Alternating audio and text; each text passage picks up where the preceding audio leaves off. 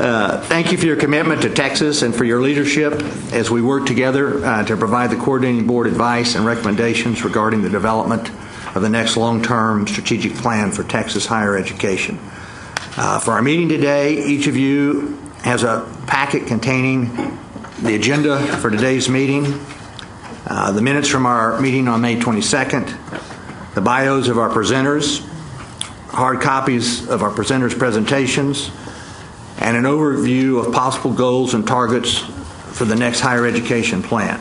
The coordinating board staff assembled this overview to stimulate our discussion about the goals of the plan and the measurable targets that will define the state's progress toward meeting each of the goals we ultimately recommend. While the committee may adjust the goals at the end of today's meeting, I'd like to have the committee's agreement on 4 to 5 preliminary goals that will help give the coordinating board staff some direction in terms of generating data and inviting subject matter experts to assist us with our work. In terms of our agenda today, after the approval of the minutes from our May 22nd meeting, we'll hear from Dr. David Laude, Senior Vice Provost at the University of Texas at Austin, about some strategies and programs for increasing the educational achievements of economically disadvantaged students. After our discussion with Professor Laude, we'll hear from Dr. William Serrata, President of the El Paso Community College, about what it takes to overcome the challenges faced in addressing the needs of economically disadvantaged students, particularly when the vast majority of students on a campus are economically disadvantaged. Finally, after President Serrata's presentation and our discussion with him, we'll gather our lunches for a working luncheon during which Deputy Commissioner David Gardner and Assistant Commissioner Susan Brown provide some information that will lead us into our discussion of some possible goals and measures for the next long-range strategic plan for Texas higher education. And with that, I'd like to get started. First, I'd like to have a motion to approve the minutes of our May 22nd meeting. A motion. We have a second? Second. Any opposed? None opposed. Minutes pass. I'd like to, before we get into the main program, we've got Steve Lyle here today, and I think this is your first meeting, Steve? It is. And so glad that you persevered and were able to make it. And I'd like you to give a quick bio, which we did at the first meeting for the members that were here. Okay.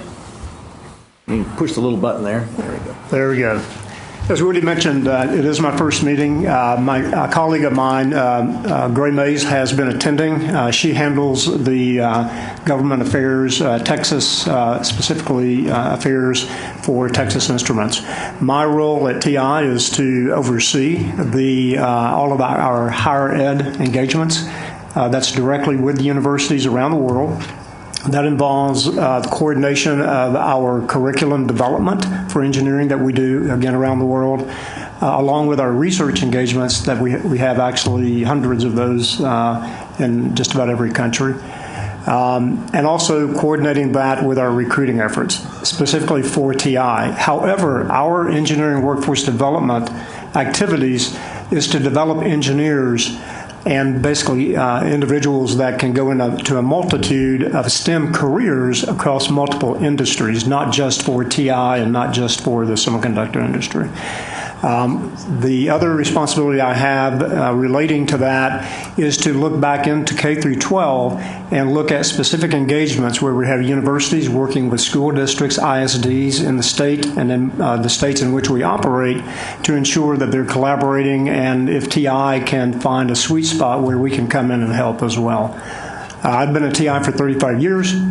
I've served on multiple boards through the years and I've had many different responsibilities at the company. It's great to be a member of this board, and I'm glad to be here today.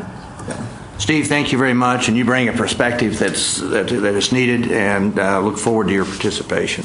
With that, I'd like to begin our discussion today by introducing Professor David Laude from the University of Texas at Austin. Dr. Laude's bio is in your packet of materials, but for those who are joining us via the web, Professor Laude is Senior Vice President for Enrollment and Graduation Management at the University of Texas at Austin. His undergraduate education portfolio includes admissions, financial aid, registration, curriculum, and online education. As part of a strategic plan to increase its 4-year graduation rate, the university has appointed Dr. Laude to oversee its efforts to streamline the undergraduate experience and remove institutional roadblocks to timely graduation. Dr. Laudet also is a professor of chemistry. He's been a member of the faculty at UT Austin College of Natural Sciences since 1987. He's been a leader in undergraduate level program reform at UT Austin for the past 27 years. He has an established reputation for teaching excellence and curriculum innovation. He has received many awards for his teaching and research, including membership in the Academy of Distinguished Teachers. The past 16 years, Dr. Laudet has taught general chemistry in what has become one of the most popular courses on campus and one that has the largest enrollment of any course taught in the College of Natural Sciences. The course was part of the UT Austin's course transformation project. It's now taught with a hybrid model that employs lecture and online content to maximize student success. Since entering the provost's office, Professor Laudet has worked to expand the successes he achieved in the College of Natural Science to the entire campus. With that, I'd like to welcome Professor Laudet. Thank you. There are many levels at which I can give this presentation. I can speak as an administrator in the provost office. I can speak as an individual who runs success programs. And I can speak as a chemistry professor. I think that what I will choose today to do is to speak as a chemistry professor, because I think that the root issue that we have in fixing the problems with the success for students coming from economically disadvantaged backgrounds really begins and ends with the faculty member. I have already today met a couple of people who let me know that chemistry was hard and then stepped backward from me a couple of times. It's a challenge I face when I show up on soccer fields with my children, that I cannot tell them what I actually do for a living, or I will not have anybody to stand next to.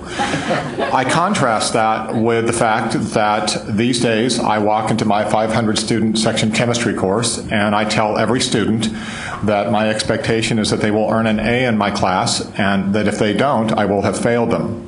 And I mean this. As further contrast, I can tell you that a quarter century ago, the College of Natural Sciences contained what were called weed-out courses. We weren't the only ones in the country who had weed-out courses. There became this perception everywhere that STEM courses taught at the introductory level were the places where we threw away half of our students. How it is that that came to be and why it is that that was perpetuated for so long, I do not understand. I think blame exists on both sides, with the folks who believe that chemistry is hard and step back from it, and with the faculty who, for whatever reason, felt that they couldn't teach those students, and so that it was okay to let them pass away. The problem with that, of course, is that we end up having meetings like this one where we're wondering what happened to all those students then and what's happening to all those students now. Now, I'm going to change gears for just a second, and you're going to have to bear with me as I explain a little bit about chemistry, because I think at root it gives us a sense about how we need to be tackling this problem. There are two basic ways you can teach introductory chemistry. One of the ways is to teach it at a systems level. You talk about the big system. Look at this system of gases and watch what they do. And people love to teach at that level because, well, it's mathematically not as challenging. And you can also at that point blow stuff up and people get pretty excited by it, even if they don't understand what's going on. There's another way to teach it, which is called atoms up. You start with that very first step. There is that atom. What is that atom? What's it made up of? How does it work? What's the math behind how you define what it does? Most of my colleagues teach the systems approach, where you blow stuff up on the first day of class. I teach from the atom up. I do it because while it's a pain for the first month, it makes it much easier to understand the system later. I think one of the challenges we have in education is that we've spent too much time working at the system level. Well, I don't mean UT system or anything like that. I mean system as in looking at the larger structure as opposed to looking at the individual and asking at the individual level, at the atomic level, what is actually going on. So let me tell you what's going on. This is the traditional faculty member, and I mean them no disrespect. I was that person for the longest time. Somebody assigns students to my class. 500 of them.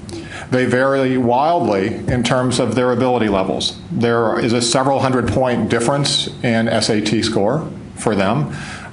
Many of them have had multiple chemistry courses walking in. Some have had none. And then I stand in front of them and I talk for 4 weeks. And then I give them a test. And shockingly, the kids who were better prepared do better than the kids that weren't. And the kids that weren't are immediately psychologically damaged. And the best we can say to them is, struggle, persevere, you can overcome it, you can earn a C. Nobody in life works that way. We all do what we do because we think we can be the best at it. And if the best anybody's going to hope to offer somebody is that their chance of getting an A to start was really limited, and we could have told you that with any kind of analytics on the front end. And the best we can hope to do is say, if you study really hard, you'll overcome that bad first test and we'll give you a C. You'll never go to medical school, but you'll still pass, and you'll walk across the stage of graduation barely.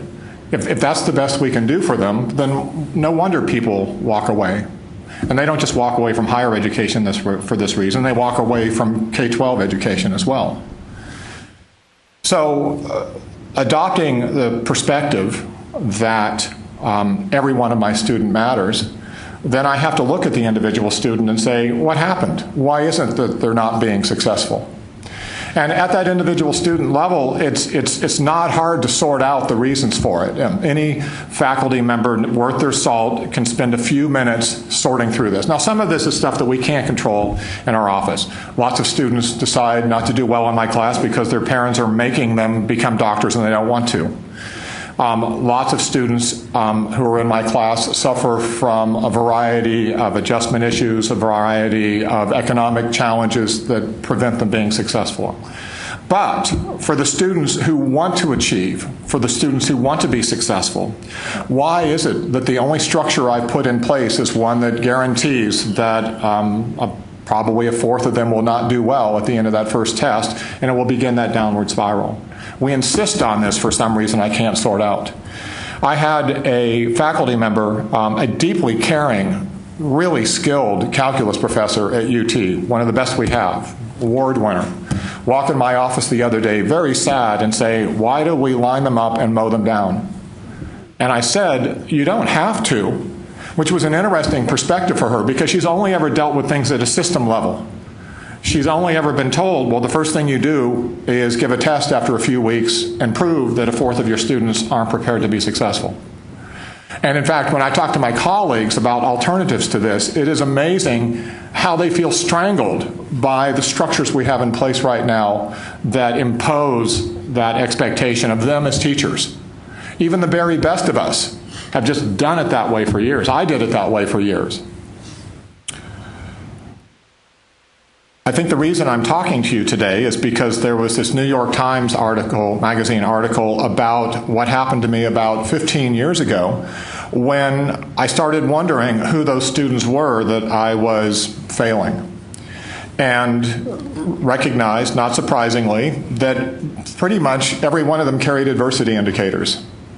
They came from disadvantaged backgrounds, low SES, first generation, certain geographical issues.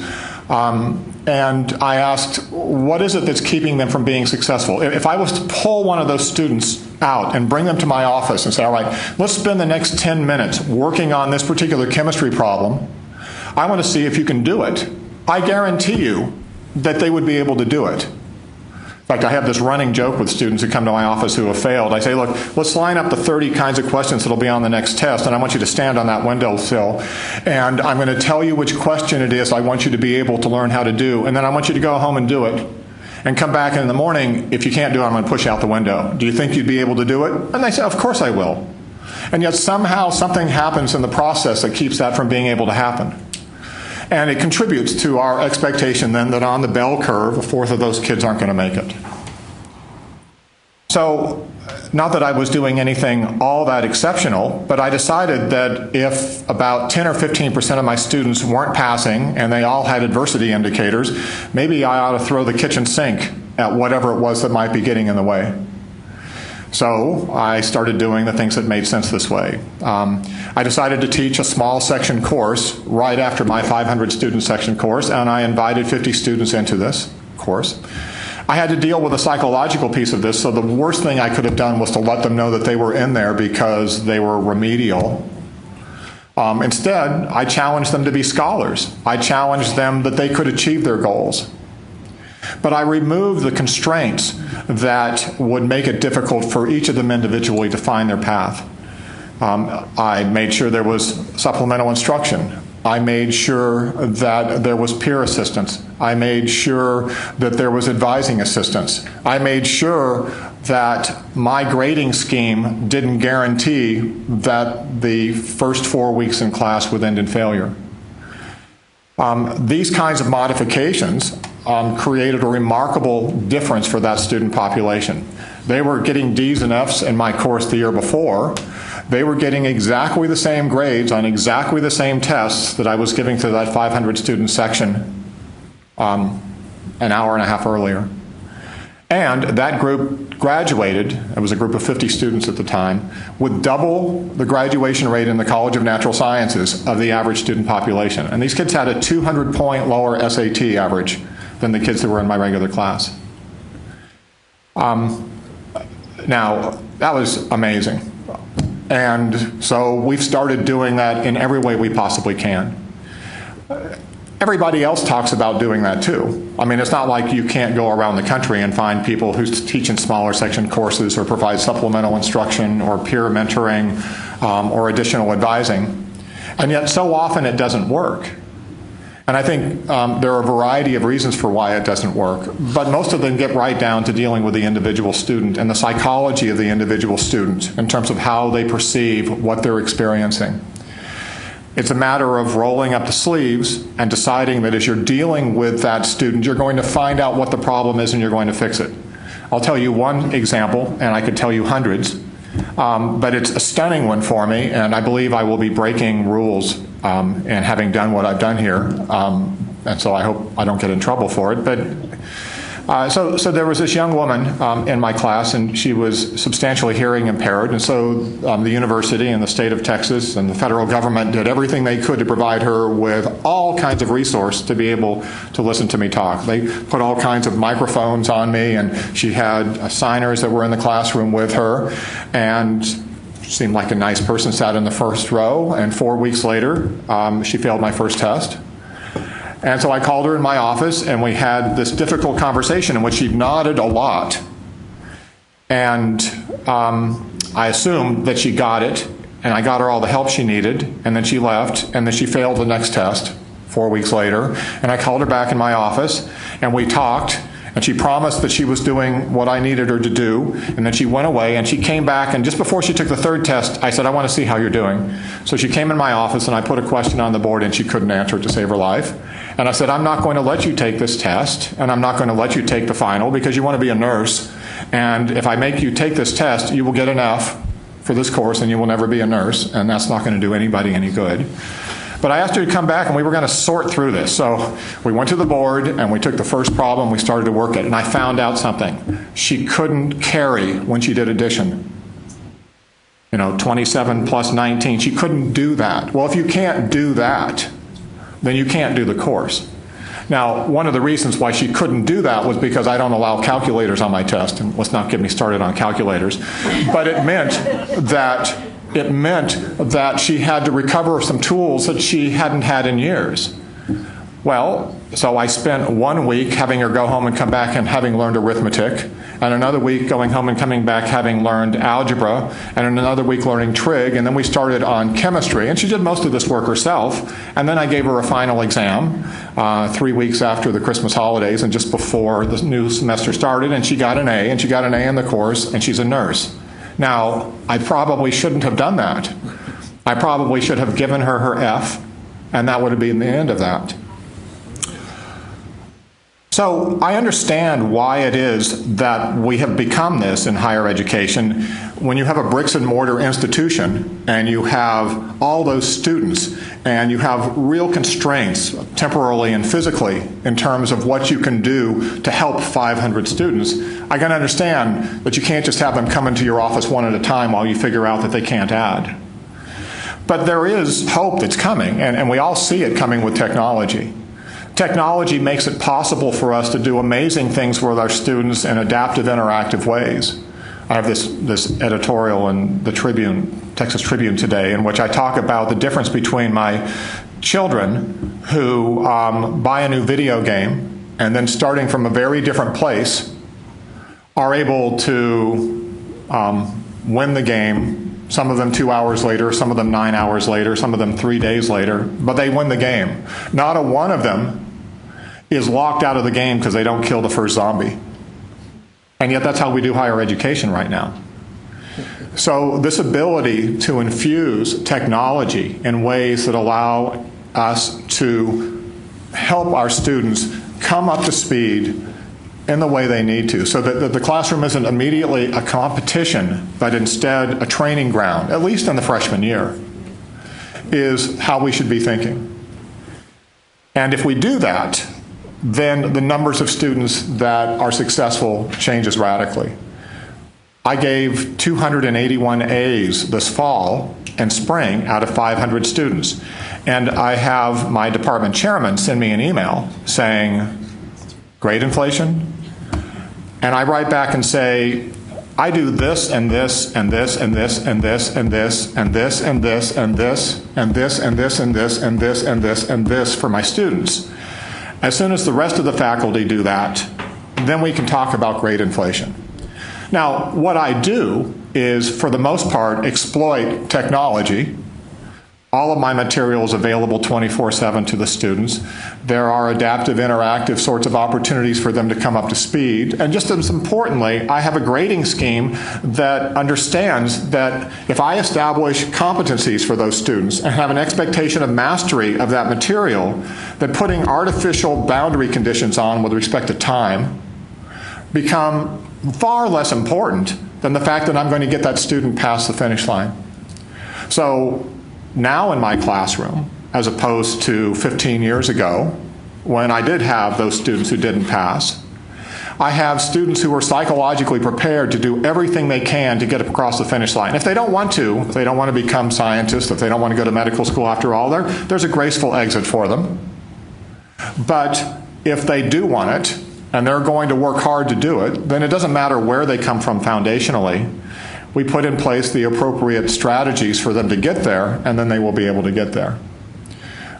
One last comment, and then I'll open it for questions. This idea of breaking up this really rigid temporal structure for how we manage students led me to develop a program. So I'm responsible for four-year graduation rates at UT Austin, and every kid matters that way. The last thing I need is that for a fourth of the incoming STEM students to not pass calculus and chemistry and physics, because there goes my 70% immediately. So I recalled back to when I was in college, and the following interesting thing happened to me. I didn't really know what was going on. They told me I was in calculus, and I went to take calculus. I listened to my lectures for 3 weeks. I was pre-law at the time. And then I went and took a calculus test with everybody else in the school, because we all had to pass calculus. And I did well on that calculus test. So they made me get up and leave the room, and they left all the lawyers behind. And I was in a new room, and it was filled with a bunch of pre-med. So that's how, by the way, how I became pre-med. I was suddenly in a different classroom that was more appropriate for where I needed to be. Notice that this actually happened during the course that they did this. So this fall, with the approval of the registrar at UT, I created a major switch option where students in calculus and chemistry who were not passing after the first exam were given the opportunity, if they chose, to leave and go into a science or math service course. And many of the students who were only there in the first place because their parents wanted them to be doctors or engineers now had a graceful exit that did not require that they go on probation or be dismissed at the end of the first semester. Of the 48 students who participated, 37 of them ended up having a GPA over a 3.0 and are moving on into their next vocational opportunity, their next academic opportunity. But that was viewed as unusual or inappropriate or not the way we do things. And yet I look at it as 37 students who got a new lease on life. I think this ability to exploit technology and this willingness to train our faculty to rethink what their responsibilities are in the classroom is going to be the path that we use to success. I firmly believe that we will either do that on bricks and mortar campuses, or the people who do things online will simply step in and do it for us. Anyway, thank you. Okay, I'd like to open it up for questions. And by the way, this was me as a chemistry professor, not as a senior vice provost. Thank you. Can I ask a question? Yes, go ahead, Jerry. Okay. Obviously, the key to working with students is working with them individually. Of the percentage of students, though, that you see, what percent are actually motivated to succeed? I mean, there has to be some percent that's not motivated to succeed. What kind of just to set the stage? Right. So that's a very good point. I do ask that students who do not do well on my first exam come in and see me. In the old days, I used to spend the 30 minutes telling them how to do well on a test. Now I realize that unless they are motivated, there's no point. So I do a motivational triage in which I ask what is actually going on in their lives. I try to stay away from digging too deep. And I think, by the way, this is one of the challenges faculty have. They don't want to insert themselves inappropriately into a student's private life. But there are ways that this can happen so that what can come out of it might very well be the fact that that student does not want to be there, that they would prefer not to be a doctor after all, that they would prefer not to be in a chemistry course after all. Actually, I think we've done a pretty good job of triage on the front end so that the students who do end up there want to be there. So from a motivational perspective, most of them are in fact in the right place. What we have to deal with, though, is the challenges of being an 18-year-old on campus, where suddenly everything from having just broken up with your girlfriend to having broken your arm to having a financial issue that has to be dealt with ends up tying a student's arms behind their back when it's time to actually study and be successful. So when I run into students who are in that set of circumstances, the real challenge is it possible for me to delay the process by which I evaluate them for progress? Or do I simply force them to have to go take that test? Every student, when they're in college, has those bad things happen to them. And their ability to adapt or adjust to those and then get back to studying is a really important opportunity. The answer to motivation is 100% of them are at some point not motivated. But 100% of them are capable of getting to that place where they're back to being able to do that. And that's really what the triage in my office is about, and where my flexibility in terms of how I assess becomes so important. Dr. Faulkner? Yes. David, you got this New York Times publicity for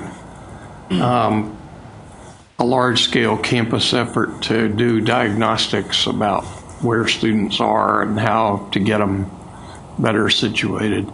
A large part of the reason for non-success is that a pretty large fraction of students arriving on campus aren't actually prepared. Right. There are significant academic deficiencies. You talked about one in this particular case that you went over, but you're going to deal now with something like half the incoming class that is academically deficient in some significant area. What's your approach going to be to trying to remedy those deficiencies? That's been, I think, an area where, as a state or as a society, even beyond the state, we haven't had a very good record so far. So let me tell you about some of our efforts. so I'm not sure about the timing of this, probably was 7 or 8 years ago, what had happened was that the disconnect between a student's math capabilities and their calculus performance, the gap just grew wider and wider. We got to a point where there was approximately a 50% non-passing rate in calculus at UT, even as the purported caliber of the student mathematically improved. You watch the SAT scores go up, you watch the ability to fail calculus go up. It didn't make any sense. And it really wasn't my place necessarily to sort out where that disconnect was. I just knew that the students needed a lot of readiness before they hit that calculus course. Now, one strategy is to bring them to campus and then remediate, put them into a pre-calculus course, put them into a college algebra course. Everything that we had seen in my time in natural sciences said that if you label a student that way once they get to campus, especially when you look around and you realize you're in a predominantly minority classroom because people have decided that that's where you needed to go, disincentivize the students' willingness to participate. Our pre-calculus courses, no matter how well we decided to teach them, were a psychological drain on the student because they just felt like, well, I'm not supposed to be here. And then they end up doing very badly. So that the passing rates, not just in that course, but in subsequent calculus courses, was just terrible. So what I ended up deciding to do was spending the summer before a student arrived on campus, helping them to remediate. The tool we had been using was and by the way, this is another interesting lesson. The tool we had been using was the SAT Math Level 2 test. The student arrives, we gave the test. If they didn't meet a cut score, then they didn't go into calculus. But the cut score we were using still was permitting 50% of the students to fail. So clearly that test wasn't working. So I replaced it with the best adaptive interactive tool I could find online at the time. And, before I did that, I decided to try one strategy, which was to call the students who had not done well on the SAT-2 test into a room. This was about a fourth of the incoming students, and lecture them sternly on how important it was to go home for the rest of the summer and study math. And we put these different tools up on the web. Look. We put these tools on the web, and they all took a blood oath that they were going to do it. Seriously, they signed a form, a contract. About 600 students typically out of an entering 2,400 or so. And they all promised to come back and take a nice, simple 20-question, multiple choice, pre-calculus final exam. Maybe 50 or 60 of the students actually showed up to take it the day before classes started.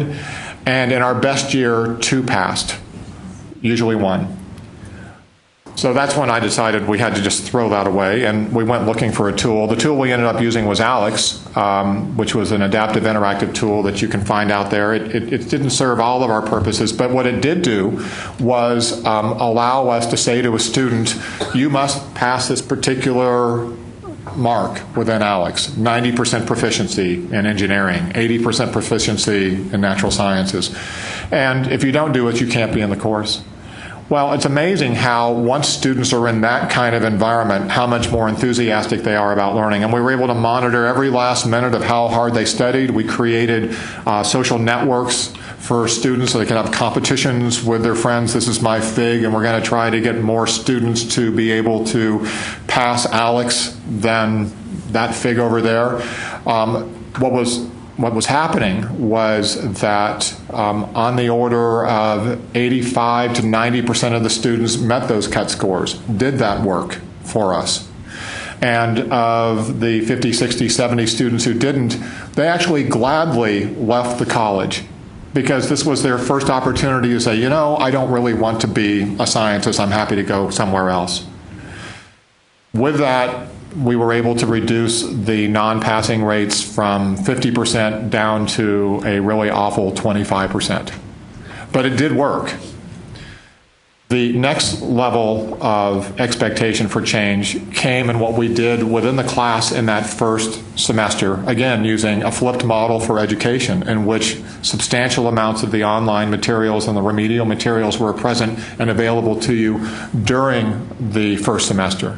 And that's how we got our non-passing rates in the course transformation courses that were mentioned from 25 to 30% down to 10 to 15%. And that's about where we are right now. So that was the series of steps for what we tried to do on a large scale. And by the way, just the thought that in the summer your kids are studying trigonometry rather than going out with their friends, it's just, I used to go to bed at night as a student dean just happy because I could actually monitor the number of kids who were logged on. Laurie? What you described is a mindset or a culture that charter schools in the K-12 world have discovered. More time on task, more personal attention to success. How do you, if in fact the goal of the University of Texas at Austin is to graduate 70% within 4 years, how do you make sure that the philosophy of the faculty is on board, or their mindset is there? Because, and how do you bring that to scale? How do they buy into that? I can't even imagine, a change from look to the left, look to the right, one or two of you won't be here next year. How do you bring that to scale? So the answer is we work around it because it's a culture change that's enormous, and I understand this. No one told me to be any different than what I was in my first, half of my tenure at UT. And because it's the way it was when I was in first grade, it was the way I was in middle school and in high school and in college. If that's what's been integrated into how we think about things, then what else can we do? Right, you're a red bird, you're a blue bird in your reading class. That's right. And that's what you think. That's right. So the way I have to do it is in this workaround is, first of all, to understand that there is a changing culture among faculty. There are those who now value it. I honestly think that the real reason that those hybrid courses dropped from 25 to 30% non-passing rates, and this was in the statistics courses, the chemistry courses, the biology courses, to half that, was the faculty woke up and thought, oh my goodness, I really care about my students not failing. And so as much as it was the online, it was that awareness. I think that culture change is happening in a lot of quarters, especially in the freshman year. I think across the nation there's a perception that persistence matters. The then President Faulkner looked at the at the attrition rates in the first year at UT, which were well below our peer institutions, and within just a couple of years of doing some sensible things for freshmen, had them up into the low 90s. And that was part of the process, I think, over the last few decades, where there really is that kind of attention. You don't hear the phrase weed out course nearly as much as you used to. The kinds of faculty who used to revel in that, I don't think are here anymore. What's been replaced is a bunch of faculty who I think would probably change if they were educated as to how to do this and understood that they weren't going to be held to task for grade inflation as the explanation for why they weren't going to be getting a pay raise or a teaching award. I think that culture has to change. Now, having said that, I do understand that we have to be rigorous and that we have to find the next Nobel laureate, that we have to be able to challenge our students. And so it isn't like you're going to look at the course I teach and find that it's easier than it used to be. Like I said, I did away with calculators 5 years ago and still gave the same tests. So the expectations were every bit what they were. But I think if you can provide the faculty with a sense that there are other ways to assess. Here's an example. I have yet to meet a professor who is not horrified that I do this. So I think I continue to be approximately the only one who does this.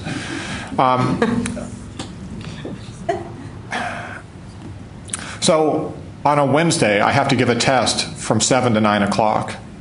If a student takes a phone call from his mom that his grandmother passed away at 6 and then takes the test and gets a C, or doesn't take the call and finds out at 9 after having given the A, then that's the difference between a C and the A. The arbitrariness is stunning to me.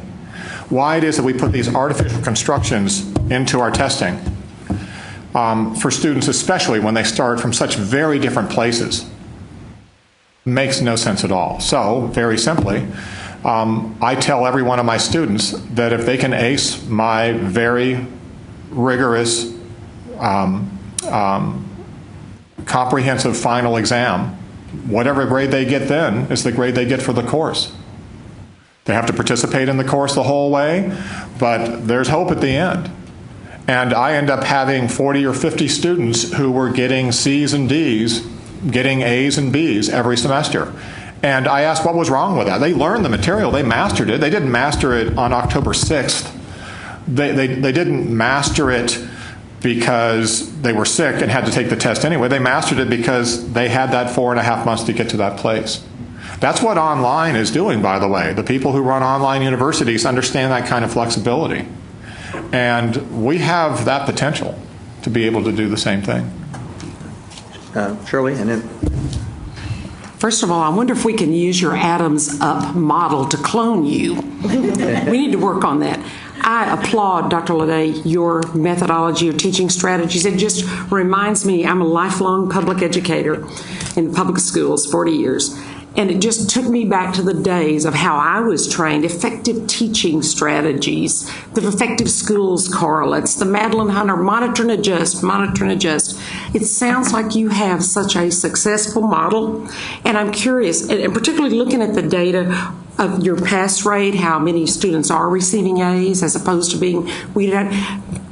You know, public schools are rated by a system mandated by the legislature and Texas Education Agency, and people shop us. They look and say, wow, this school district, make it in real simple terms, they're exemplary. They go and copy best practices, and we do that networking, and we try to monitor and adjust those to meet our student needs. In higher ed, what vehicle, kind of like what Laurie said, what vehicle do you have for someone to say, man, this guy's got it going. Look what he's doing with chemistry students. Look what he's doing with hearing impaired or low SES or economically disadvantaged. Is there a vehicle? And are your colleagues kind of standing in line saying, good grief, why are kids enjoying your class so much? And why are they doing so well? What are you doing that I'm not doing? Professors are people too, and you know, we all, well, I mean, we all,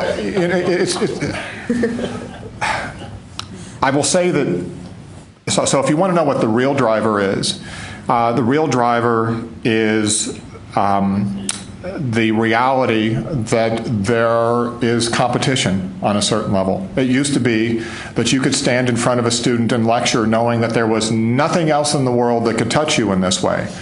And nowadays, I think our faculty are adjusting to the fact that whether it's the online presence or whether it's people who, let me give you some examples. Nowadays, I can legitimately look at a faculty member who has decided to be ornery with a student and say, that student not being in that seat because that student not passing means I'm going to have to spend $287 next year to put that student back in that seat. So in times when you have a budget crisis, when you have economic concerns, suddenly efficiencies in the way we teach start to matter.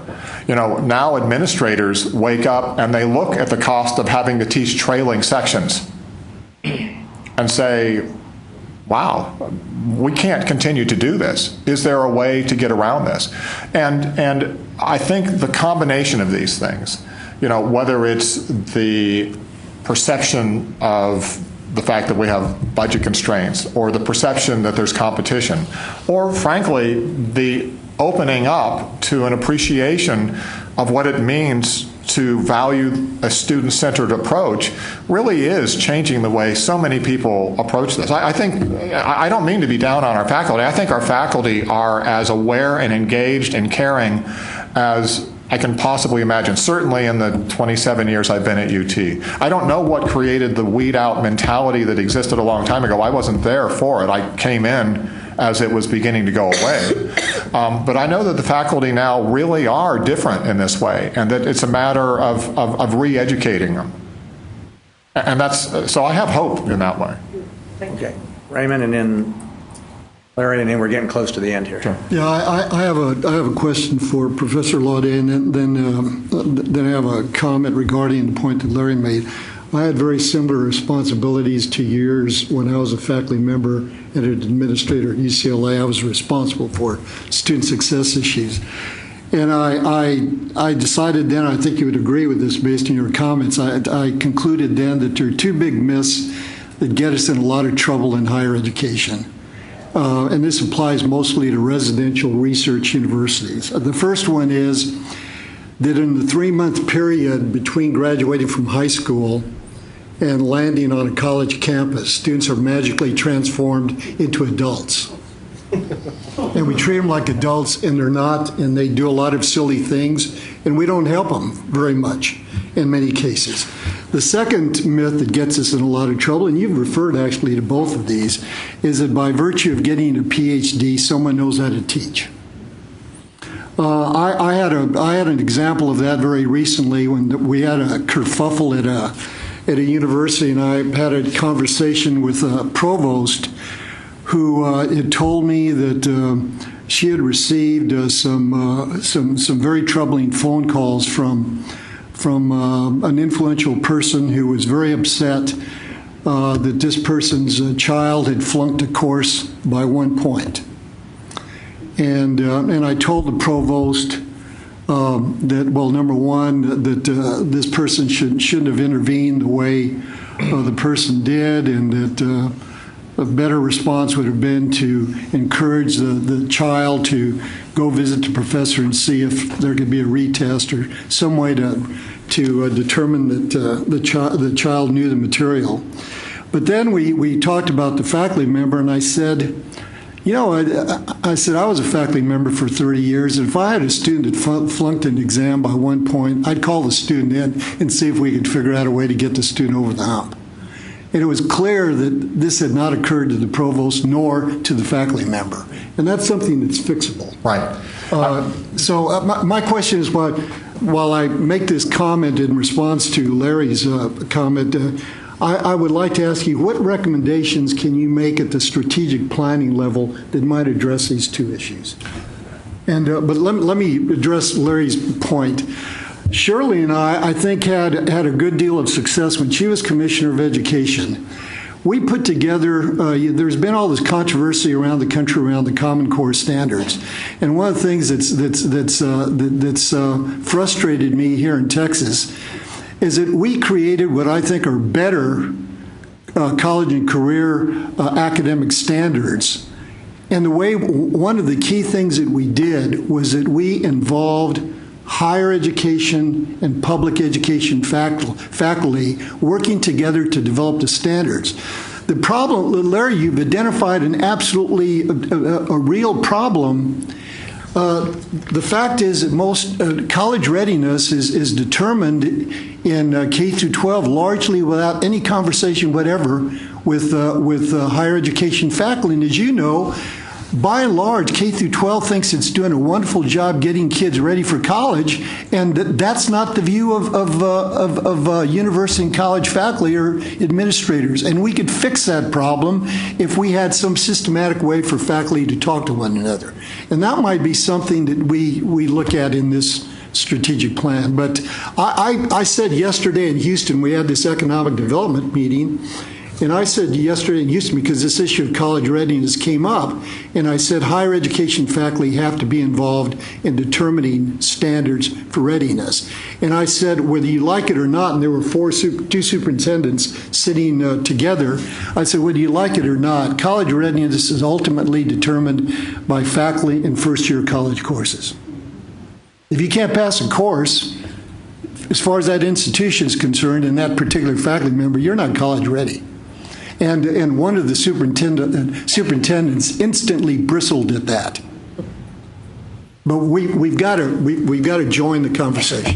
So just you asked for some strategic suggestions. One is that we actually provide some training to our faculty in higher education on what they should be free to do with respect to how they teach and grade. I think they honestly all believe that there's only one way that you can go about assigning an A or assigning a grade, and that anything that deviates from that is absolutely off the table.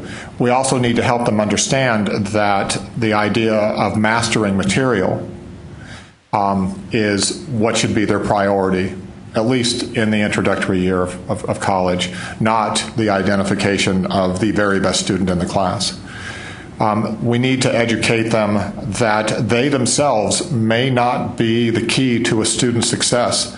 I'm going to brag a little bit. I think I teach freshman chemistry incredibly well. When a student comes to my office and they don't know how to do something, I can figure out exactly how to fix the fact that they don't know how to do that and get them to where they need to. A brand new PhD who's never taught the course before, I can almost guarantee you they can't. And yet online, there are those sorts of resources available to the student. So our faculty need to understand that it's not about them. It's about the students having access to what will let them be successful. You'd be amazed how many faculty resist using the resources I provide them for their own class, because it's somehow perceived as an indication that they themselves aren't able to do the job themselves. One last comment about what you said about high school.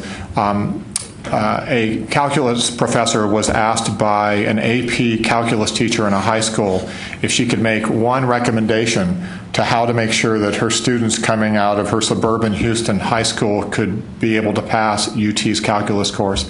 And she wrote a very not particularly polite paragraph back to the AP calculus teacher saying, "Will you stop teaching them real analysis and start teaching them algebra?"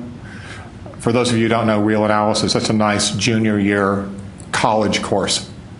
We accelerate. Look, I don't know anything about K-12. I just know I have kids about to go through it. My son is finishing up geometry as a freshman.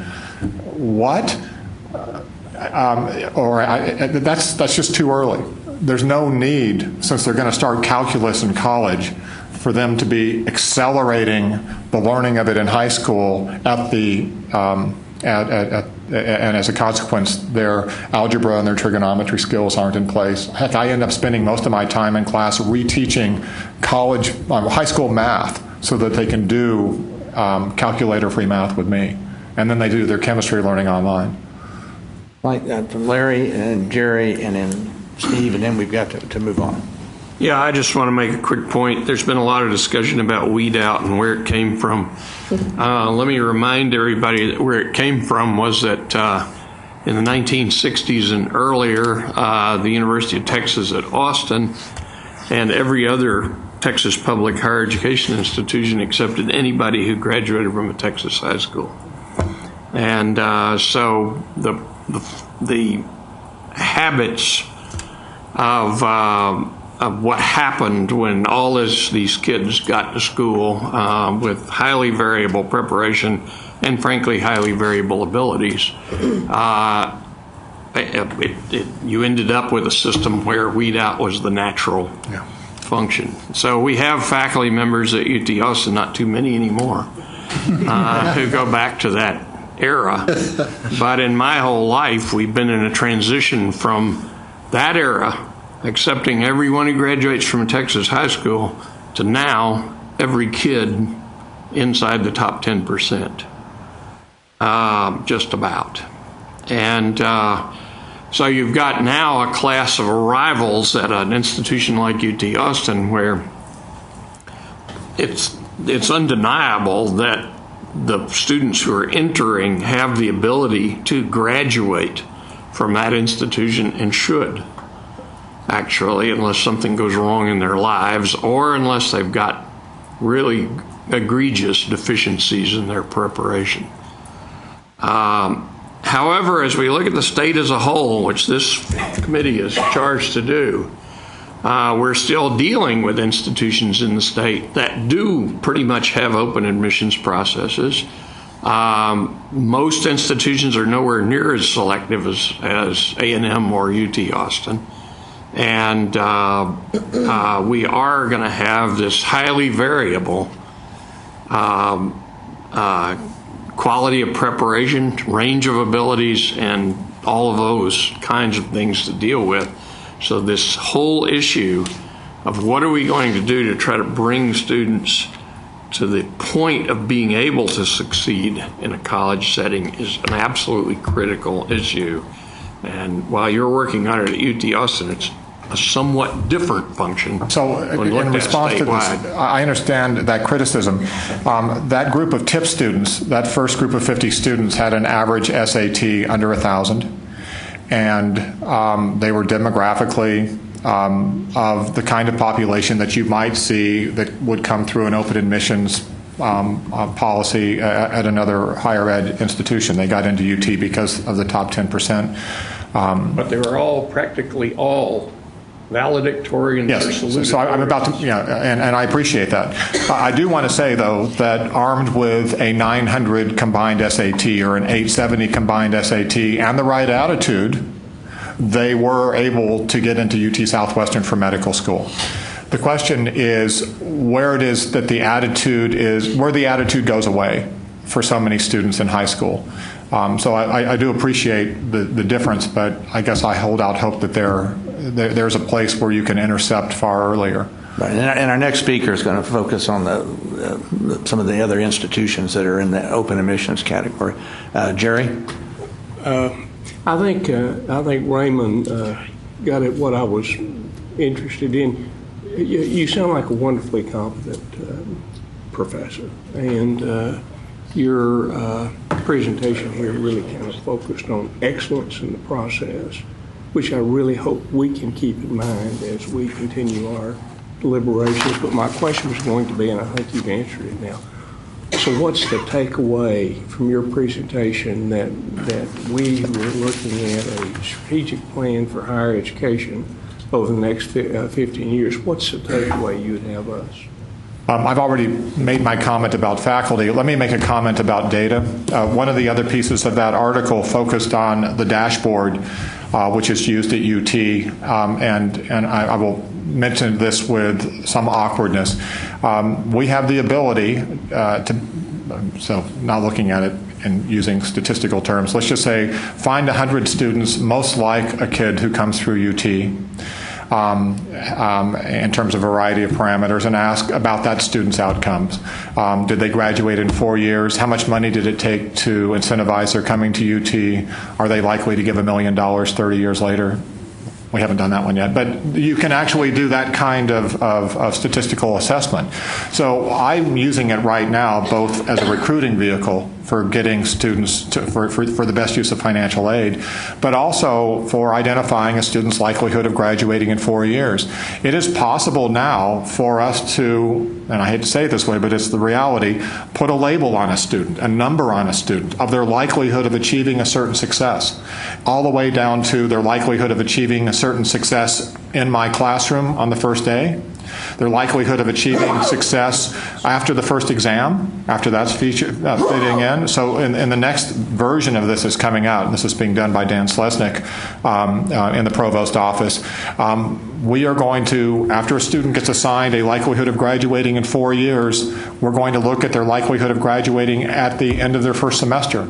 And one of the things that you're going to see happen is that when you account for some of the really positive things that we can do for a student in that first semester, suddenly they're going to see their 27% likelihood jump to 63%. That kind of statistical assessment of our students along a path is going to be enormously powerful in terms of helping us make decisions about where we should be putting them in the first place. Imagine being a faculty member who on the first day of class has access to this information and as a consequence makes decisions about how I remediate, how I test, what my expectations are. I think that that's going to be an enormously powerful tool for us to use. Dave, can we get someone to send around the two articles he mentioned, the Texas Tribune article and the New York Times article? Thank you. We'll do it. First, David, I definitely applaud what you're doing at UT Austin. UT Austin is a very important university to the state and certainly to Texas Instruments. My comment, and it truly is just a comment, and maybe some thought for our committee, and it relates to what Lori and Shirley were saying around scale. This question of how do you scale a model like this? Because it's professor by professor. And that will take forever. And in my mind, the state of Texas can't wait forever. I've seen this model in other universities, professors like you, that really want to make a difference. Unfortunately, it is professor by professor. A very respected president of a university a few years ago, his first week in that office, said sometimes looking at it out at faculty is like looking at 1,000 points of no. And I think we have to move that model. And to the extent that this committee can do that, that would be huge. So that's the first point, because I think that does have a lot to do with our strategic planning. The second is something that Raymond said, and has to do with, and I mentioned it in my opening bio, that sweet spot of having higher ed coming together with K through 12, specific ISDs, specific universities that do have best practices, and working it out. So there's a clear understanding of what is needed in higher ed and what can K through 12 be doing. Today, sometimes it seems really nebulous, and there's a lot of disagreement about what that needs to be. The last comment I would make is that industry needs to be at the table as well, because at the end of the day, these students are going into some industry, whatever that industry is. Thank you. I know you're done. I just want to comment on what Larry said as a response. I don't view the faculty as 1,000 points of no anymore. I think that whatever the generational perspective was about how you treated students, that group is washing away. It's being replaced by a group that's more technologically savvy, more willing to exploit these new pedagogical tools that we have, and also much more student-centered. I think it's a matter of training them. There is no training that takes place for faculty in terms of how to teach a course or what the expectations are. I think with a little bit of enlightenment this way, we can make huge differences. Right now, one of the primary reasons for the success we have in the freshman year for our students is that we have mapped the appropriate faculty onto the freshman year and removed the ones that aren't ready for that. And I don't think that that's a long process. I think that we're very close to the place where if we would just make that our expectation, that we'll be able to achieve it. I think that may be a statement for your university, but I think broader, it's not that way. You know, when I'm talking outside of the state of Texas, in the state of Texas and nationally, there's a long road. And unfortunately, it is professor by professor. David, thank you very much. It was very good. Excellent. We're going to have to push on. We're a little bit behind. But I'd like to introduce Dr. William Serrata, who's the president of the El Paso Community College. Dr. Serrata was named the president of El Paso Community College District in August of 2012. Came to El Paso from South Texas College in McAllen, where he served as the vice president for student affairs and enrollment management for over 7 years. During his career, Dr. Serrata has provided leadership in enrollment management, fostering enrollment growth, as well as increases in student retention, dual credit enrollment, and graduation rates. His emphasis has been on first-generation Hispanic population establishing a college-going culture. He has presented at numerous national conferences as well as state conferences on subjects including strategic enrollment management, student development, and the role of student affairs in facilitating student success. The acting member of the El Paso community. He earned his doctorate in educational human resource development from Texas A&M. And I would just comment based on some of our previous meetings, as we well know the demographics of this state. In our workforce, 25 to 64-year-old minority population versus the Anglo population, post-secondary attainment, it's at about a 45% rate. If we look at our most recent data out of the pipeline, it's actually a little worse than that. It's a low 40% of the difference between our Hispanic and African-American populations and the Anglo population. And if you look at the demographics going forward, as I've said many times, Anglo population is declining in every age category except those over 65. 25 that are out of the workforce. And so over 100% of our growth is minority, and about 95% of that is Hispanic. So we have someone today who leads an institution, and I'm guessing, Dr. Serrata, is about 90% Hispanic and about 90% economically disadvantaged. So getting back to earlier discussion, we now need, with an open enrollment institution that is really driven by the demographic of the future. Dr. Serrata. Thank you, Chairman Hunt, and members of the committee. Representative Margo is also from El Paso. We're definitely well represented from El Paso. Commissioner Paredes as well. And so it's my pleasure to be with you this morning. Recognize the entire committee for the commitment that you have to our state and ultimately to our nation in facilitating economic development and the good future of our state. I'd like to point out Dr. Dovalina and Dr. Lassiter, two of my mentors in community college, and outstanding work that they've done. Ms. Lori Bricker, who I've worked with in the past as well during my time at South Texas. So it certainly is my honor to be with you today. I will try to catch you up with regards to timing. This is the data that I have a presentation in your packet, and this is the data that drives me on a daily basis with regards to... Also on the screen behind us for those that want to look at the screen.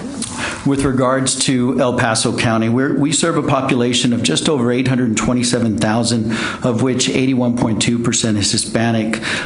We have the dubious distinction of having 24% of our population live under the poverty level when compared to the state of Texas at 17.4%. We earn on average 77 cents for every dollar that's earned in Texas and 75 cents for every dollar that's earned in the United States.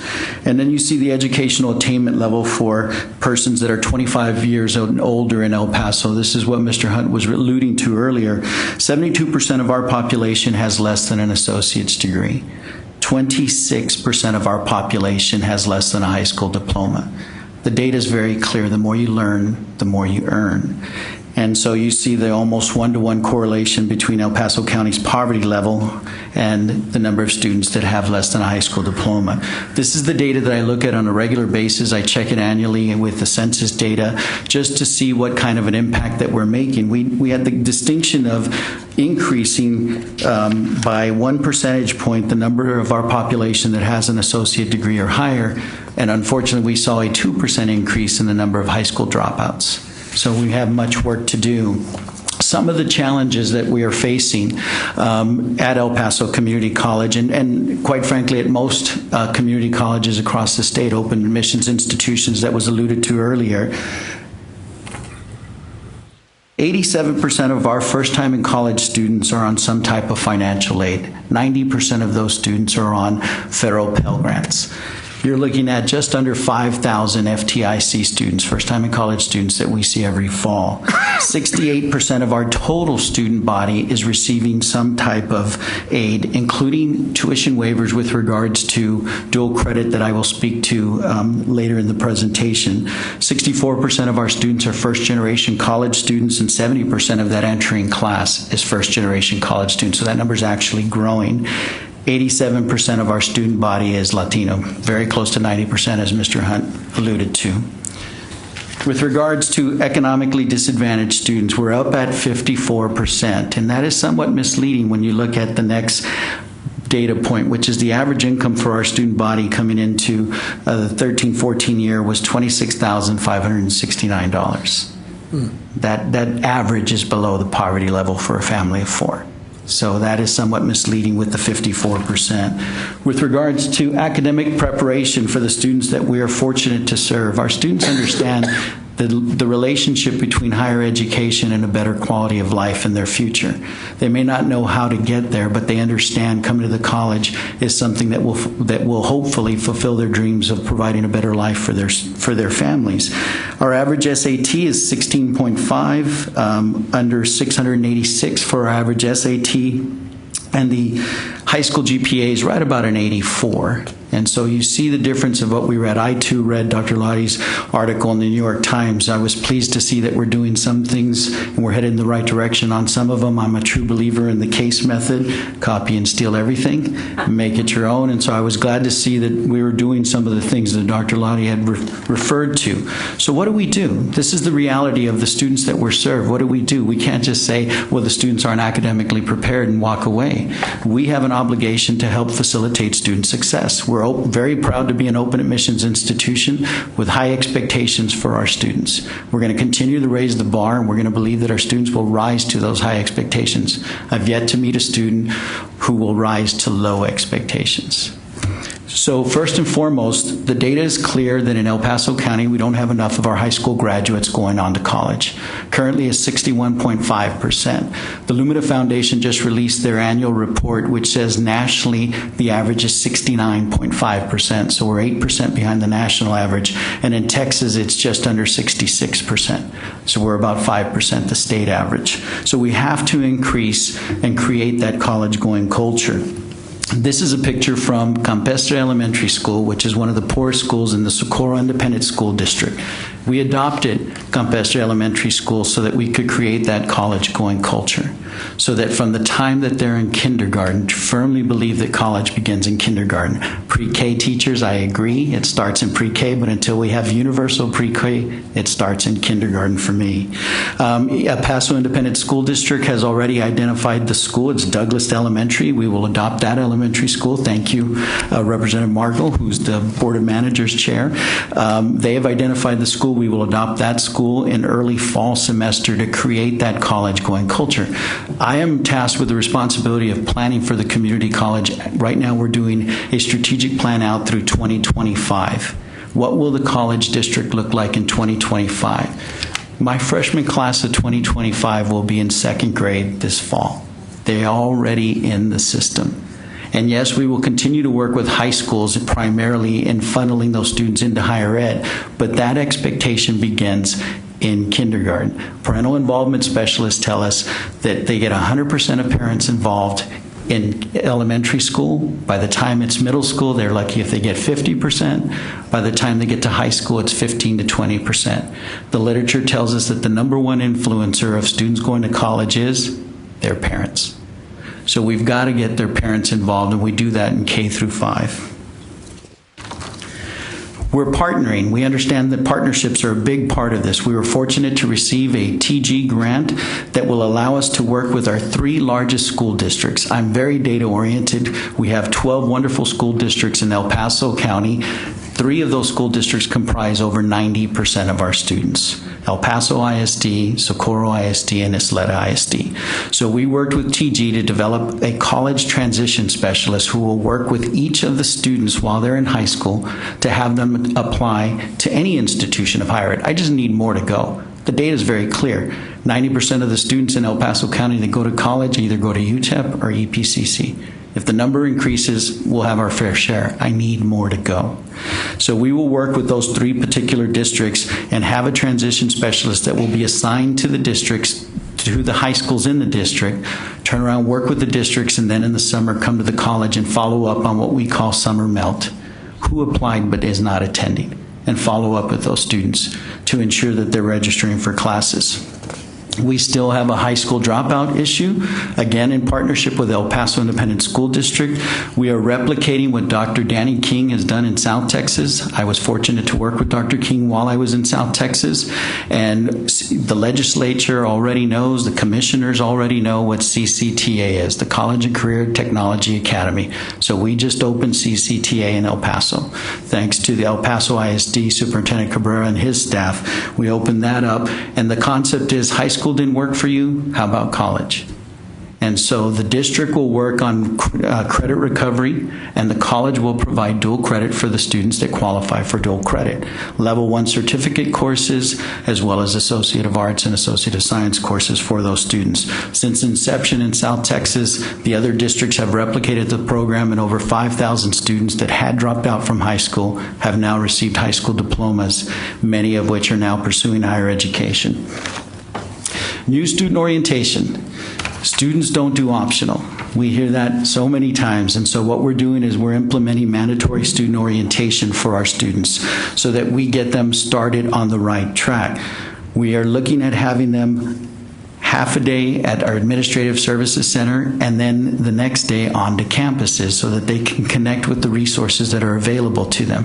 The Hispanic culture, as one of those individuals, particular in that culture, we don't like to ask for help, but what we explain, and semantics are really important to our students, you paid for all of these services. Whether you're on financial aid or not, utilize the services that you paid for.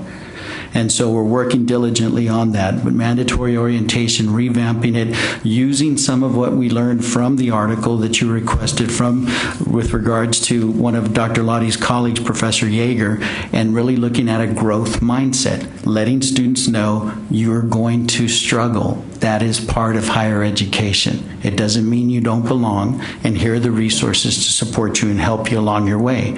One such resource is the mentoring program. We know the disastrous results that we have seen from developmental education. They are not that the passion isn't there. We have to reframe the way we look at it, and part of that is assigning mentors to students who test into all 3 levels of developmental education. So we assign approximately 1,500 students every semester, 1-to-10 ratio for them to mentor students that have tested into all 3 levels so that they can turn around and ensure that students are utilizing the resources on campus, speaking to their faculty members, going to our learning emporiums or tutoring centers, etc. The data with regards to predictive analytics, Dr. Lottie is absolutely correct. You know, at El Paso Community College, very proud to be a round 1 Achieving the Dream institution. We are a leader institution. We've received accolades for our commitment to student success. And then the question becomes, well, what's next? I'm not satisfied with the data and the results that we have. Well, we have to shift from looking at lagging indicators. We'll continue to look at them. But when I look at retention rates and when I look at pass rates, those students that I didn't retain and those students that didn't pass, I've lost them already. They're gone. So predictive analytics begins to look at a couple of things, leading indicators. Much like Dr. Lottie said, what are the variables that make this student at risk? We have the capability. We're working with Civitas Learning on implementing this. We'll have it up and running for the fall semester to look at 12 variables, which the preliminary data shows that we can tell before students attend at 73% level who will be successful. Upon the first class day, up to 83%. And we're very proud to be open admissions. This will not be to squeeze students out. I'm an enrollment manager by training. The easiest way to improve student success rates, increase admission standards. Easy. We're very proud to be an open admissions institution. So what we're going to use the data for is to ensure that students utilize the resources that they need, to ensure that they're not taking a toxic mix of courses, chemistry, calculus, etc. We have the data that can show us this. And so we place the data, the other part of leading indicators, or the other piece is to place the data where? In the student's hands. We talk about the data all the time, and we never talk to the students about their own data. So I firmly believe that leading indicators and empowering our students is the next level of facilitating student success at El Paso Community College. It will be app-driven. I'm sure that all of you all see our students with better phones than all of us have, and they will put the data into their hands so that they can see their own information live. It's live data. Additionally, we are part of Texas Completes and Early Alert.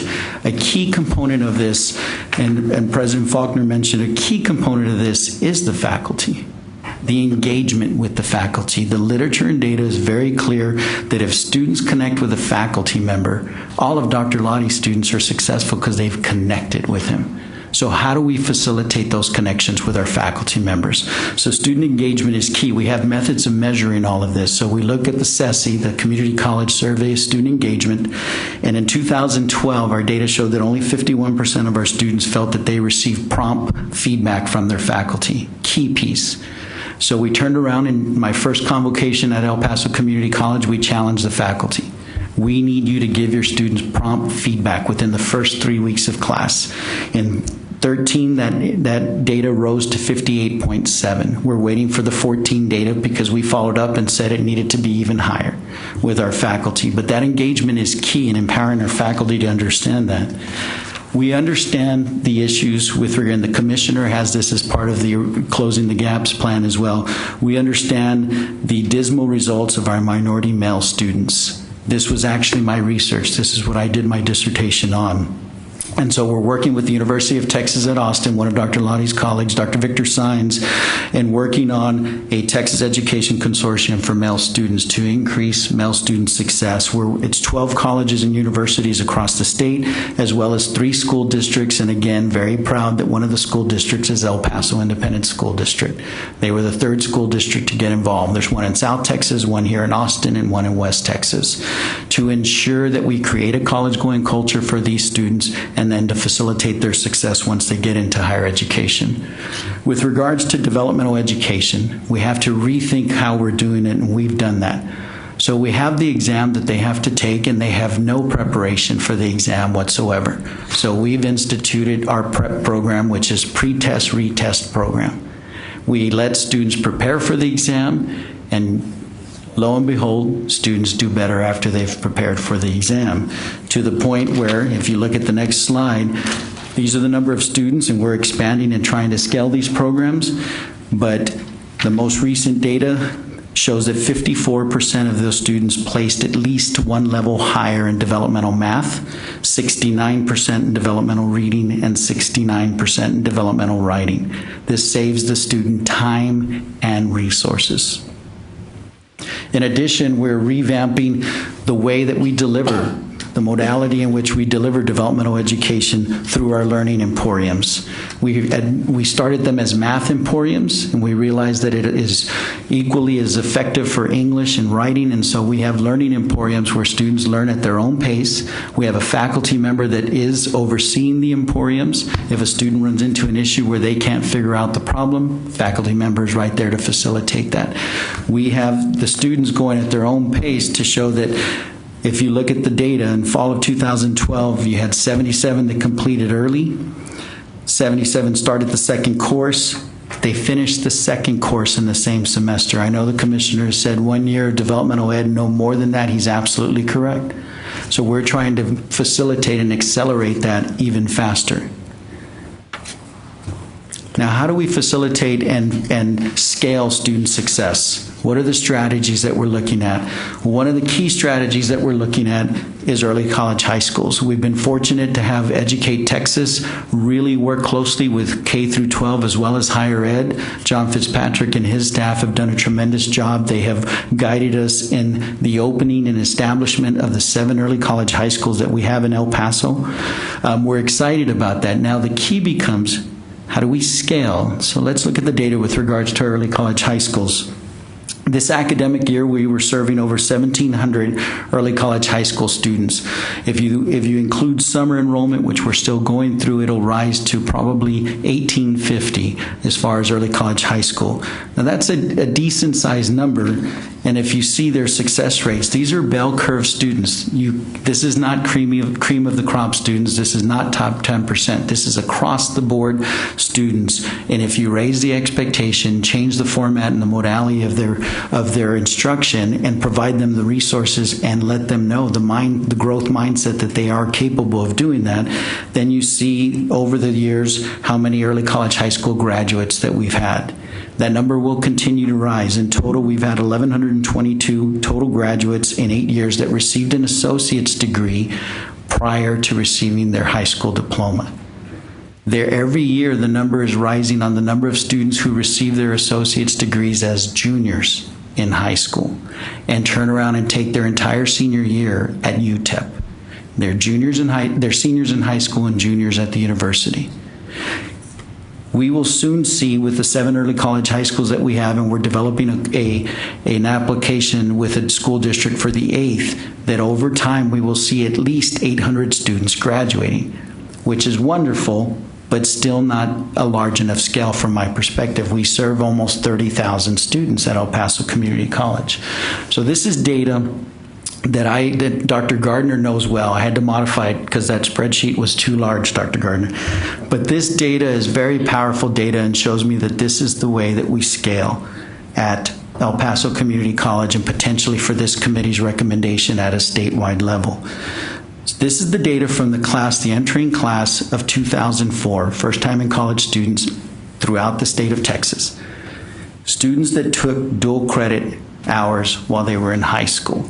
And you see students who took between 1 and 11 dual credit hours. There was almost 16,300. They had an 88.3 persistence rate from freshman year to sophomore year. 49.4% of them earned a baccalaureate in 5 years or less. 55.3% earned an associate or a baccalaureate in 5 years or less. When they earned 12 to 30 hours, over 8,200, 90.6% persistence rate, 58% earned the baccalaureate in 5 years or less, 63.7% earned an associate or baccalaureate. And then you look at the 31 plus hours, and yes, it's a small n, but the data is very clear. 177 students, almost a 93% persistence rate, 68.4% get the baccalaureate within 5 years, 72.3% get either an associate's or baccalaureate.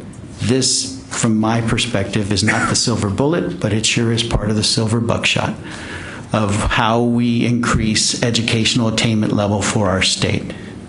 And we are moving forward. So what are we doing with regards to El Paso? We have this latest year, 3,300 dual credit students. That number will rise to close to 4,000 when we include summer enrollment on dual credit. And the data is just as powerful for my students, because I look at not only the state, but my students. When we look at the latest data for us available with fall 2008, we're looking at 4 years later, we get 54.3% of those students to enroll at El Paso Community College within 4 years of graduation, and they have an 87% success rate, A, B's, and C's. The data is very clear and very powerful for our faculty and staff. So what are we doing with our partners? We're increasing the number of teachers at our ISDs that have the credentials to teach dual credit. We're partnering again with the big three, so to speak, El Paso Independent School District, Isleta, and Socorro, helping teachers get those master's degrees at either a no or low interest loan. UTEP is providing the courses for them to earn the credentials to get them the master's degree. We started it this summer with cohorts taking those courses, working with these three particular school districts to ensure that we can increase that. We're working with philanthropic organizations to see if we can find the resources to help those teachers pay for those master's degrees. And then ultimately, this is the bottom line for student success. I know there's a lot of talk about student intent, but for me, it really becomes, do students graduate? That really is what I'm looking for at the institution. You see that over the last decade, we've had a 25% increase in enrollment, and we've had a 211% increase in the number of students who graduate from El Paso Community College. It is a key indicator for us and something that we will continue to work on. This was the 7th year. I'd be remiss if I didn't brag about the institution. This was the 7th year in a row that we were ranked first amongst nearly 1,200 community colleges in the nation in highest number of Hispanic faculty, highest number of Hispanic enrollment, and most importantly, awarding associate degrees to Hispanic students. This will be what impacts El Paso region, our state, and ultimately our nation for a better future and a better quality of life. We continue to be focused at El Paso Community, very simple, on 4 areas. We're looking at engagement across the spectrum, in particular faculty-student engagement. You heard me mention school districts prominently. We're focused on partnerships as well as with our university, UTEP. We're focused on creating that college-going culture. It is just so imperative that we focus on that, and ultimately we're focused on completion, because the fruits of higher ed only pay off if you complete. And so engagement, partnerships, creating the college-going culture, and completion, EPCC. Pretty simple guy. I thought Richard Rhodes would be a hard act to follow, but apparently not for William.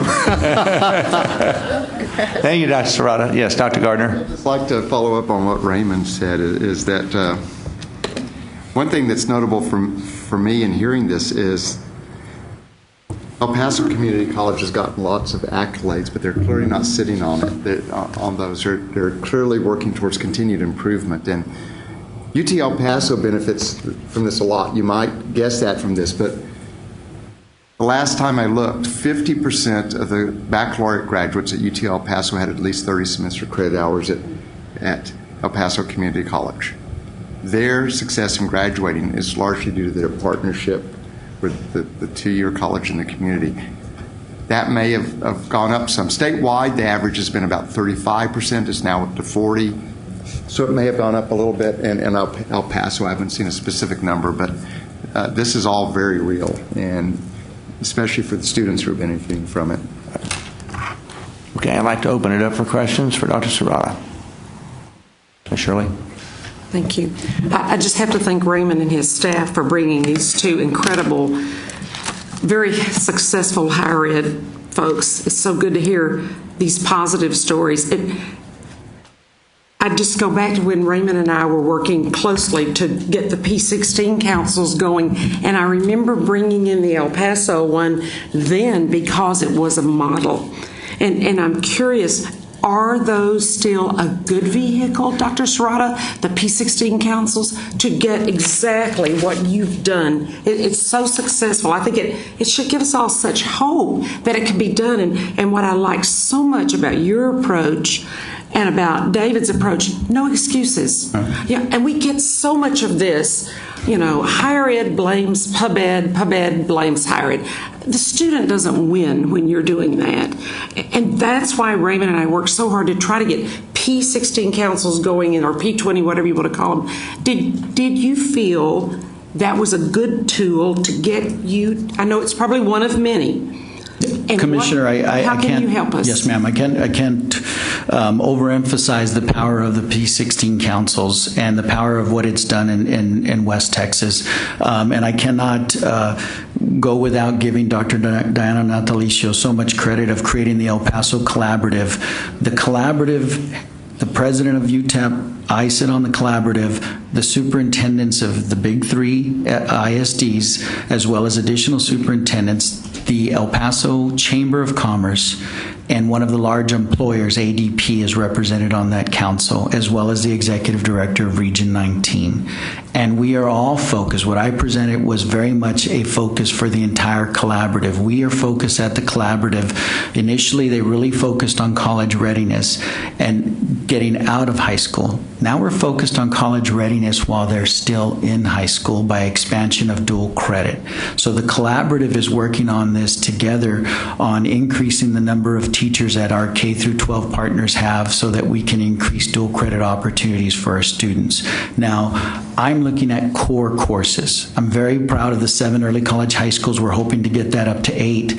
But I'm looking at core courses for the general students at each of these respective comprehensive high schools: English, math, history, government. The data is very clear. If they get even one course, their likelihood for success in higher ed rises significantly. So my goal right now is we have 12,000 seniors graduating every year. Let's get to 25%, 3,000 of them having at least 15 college hours. House Bill 1 in 2001 said that they should be exposed to at least 12 credits.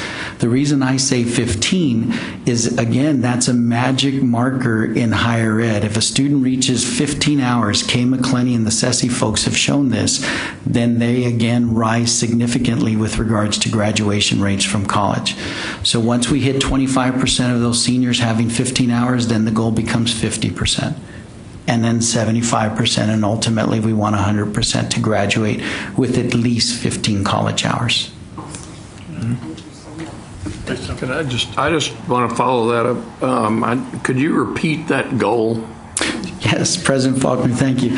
So we have 12,000 high school graduates in Region 19 in El Paso County annually, approximately 12,000. If we can get to 25% of them graduating with at least 15 college hours, and then once we reach that, get up to 50%, and ultimately I'm a 100% goal person. Let's just do one sentence here. But you're saying 25% of high school graduates from El Paso County. Stated as a general goal. We're going to be talking about goals in a minute. Yeah, for me, 25% of... You're saying your formulation of the goal is 25% of high school graduates would get 15 or more dual credit. AP, dual credit, whichever combination. Okay, Yes. thanks. And then once I reach that, then it jumps to 50%. Yes, Jerry? Okay. I want to commend you very much because I think you have I think you absolutely have the right strategy, in order to. I spent 18 years on the board of Northeast Texas Community College in Mount Pleasant, and one of the things that you learn when you're on a community college board is that if you don't work with the school districts, you can't succeed. I mean, you just can't. The one thing, there's a couple of things though. Not every student in Texas is in a community college district, and that creates some issue because of cost. For example, in our area, for example, we had 7 school districts that we worked for. Only 3 were in our district, and therefore 4 of the school districts, the students had to pay out of district tuition in order to go to the college. Now, the way we worked with school districts is we're probably the only community college in Texas that has a Communities and Schools grant, and we were also into the very early elementary schools, and that's really where you get the real bang for the bucks. The only other thing that I would say is that we had trouble. Some school districts were more willing to work with us than others, and it seems like that in some cases there's little incentive for the school district, particularly the local school district elected board, to work with the community college. And unless the school district works with the community college, it's pretty impossible to deal with that issue. So we have to have some strategies, I think, to incentivize some of the school districts to work with us. And then the last thing is the question I've got. You're talking about people who are on academic tracks. How do you work with students that are in high school and in elementary school that will never be on an academic track but will be on a certificate track? I mean, what are your strategies for that? Yeah, thank you so much, Mr. Massey, for the opportunity and for the compliments. Certainly appreciate it. With regards to school districts and working with those, let me address that first. If the school district has the faculty member, the teacher that has a master's degree plus 18 in the field, then I can waive tuition, whether they're out of district or in district. That becomes the real key. That's why we're trying to work with those. I know that Dr. Rhodes is working here in Austin now with Austin Community College, and dual enrollment is expanding. Districts that want waived tuition are now opting into being part of the taxing district so that they can have that opportunity. There are some strategies of incentivizing that for our students. With regards to CTE, you're absolutely correct, and what we have is we are out of kilter. I look at the data as well. We're at 83% at El Paso Community College of academic track and 17% with career and technology. And yet we know there's so many jobs that are available in CTE professions, and these are not dirty jobs, so to speak. It is not auto mechanics and diesel mechanics are no longer the dirt under the fingernails. These are computers that are put onto your vehicle that then tell you what you need to do. And so we have to expand those offerings, and we're continuing to look at expanding those offerings again with the legislature and the wisdom of Educate Texas under John Fitzpatrick's leadership. There was a development of CTE early college high schools, career and technology early college high schools. We applied. We did not receive the funding. My old institution did, and we're working again with our partners to develop, and hopeful that there'll be another round of applications for career and technology early college high schools.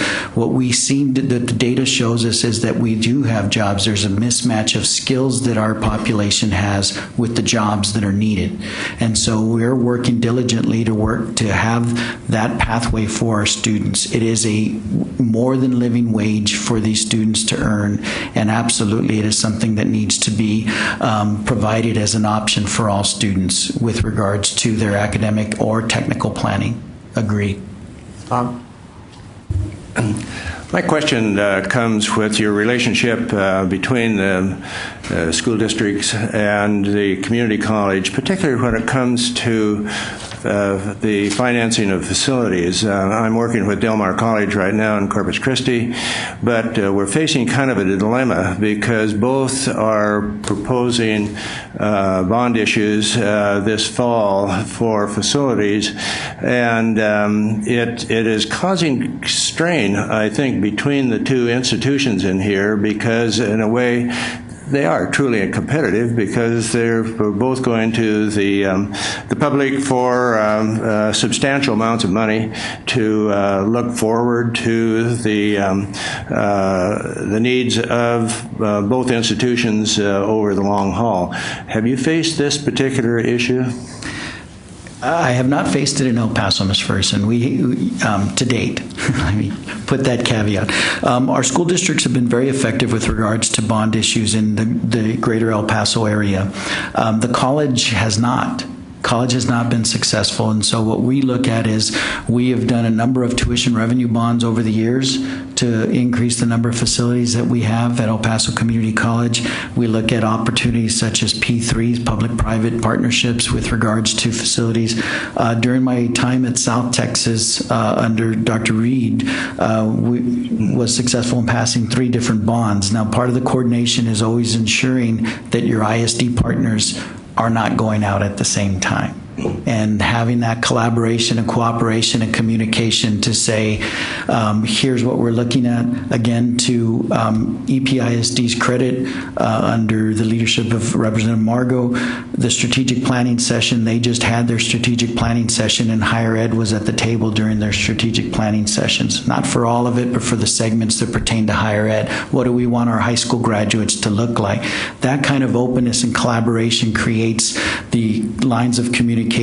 We're looking at a bond in 2 years. Can we make sure we're on the same page that we're not? We do have a sense in El Paso that there is the taxpayer is weary and heavily burdened with regards to taxes, so we have to balance those opportunities as well. Thank you. Laurie? Those of you that know me know I'm not often at a loss for words, but when I first met Dr. Serrata down in South Texas and saw what they were doing, not in a vacuum, but with the cooperation of the entire community, in particular the K-12 community, I was like flabbergasted. I could not believe it. So I'm thrilled to see you in leadership at El Paso and what you are doing and what Shirley Reed is doing and many, many other community college leaders are doing. Brings me back to one of the first things I said at our first meeting, and that is, as we develop our goals for long-range planning for the success of higher education in the state, I am most hopeful, and in looking at the preliminary goals that have been described for us for our session this afternoon, I'm most hopeful that community colleges will be the centerpiece for that success. To me, community colleges do it best when it comes to reaching to the P12 arena, to developing those relationships, and then bringing it forward to the four-year institutions. It didn't stop then in South Texas with the K-12 getting their early college programs and their AAs and the lanyard around their necks, and it didn't stop there. What was always stated at the graduation, and I went to a few of them down there, was here's where they're going next in every single case. So I guess my question to you is, as we develop our goals for the next 15 years, what would be some of the indicators that you would think we could measure as community college success? Yeah, thank you, Ms. Bricker, and thank you for your commitment to the state. And it was always a pleasure to have you in South Texas. In fairness, when we were looking at early college high schools, we went to El Paso to see how they were doing it. So we looked at to see how they were doing it, and how we were told, if you want to see how to do early college high schools well, you need to go to El Paso. And so if you can't beat them, yeah. So I'm very happy to be in El Paso. With regards to the indicators, again, I think that benchmark of college readiness, while they're still in K through 12, so looking at the number of credits that students can accumulate, and we need to be leery that we don't allow students to earn 72, 78 hours of dual credit. That doesn't serve the student or the state well. In fact, it punishes the student when they get to the university in that it can affect their financial aid long term. And so we need to be leery of that. And that's why I look at 15 general ed hours that can transfer anywhere. The state of Texas, under the coordinating board's leadership, we have the Common Core that transfers to any institution. And so that is a big part of it. So I think the number of hours that high school graduates can attain. I do think that early college high schools, again, I cannot overemphasize, what used to be the Texas High School Project, now Educate Texas, and how they have transformed higher ed and K through 12, the partnerships that they've created and facilitated, and the results. These are a bell curve of students. These are not the top 10%. And these students achieve because we've raised the expectations, put them in a setting that allows them to be successful.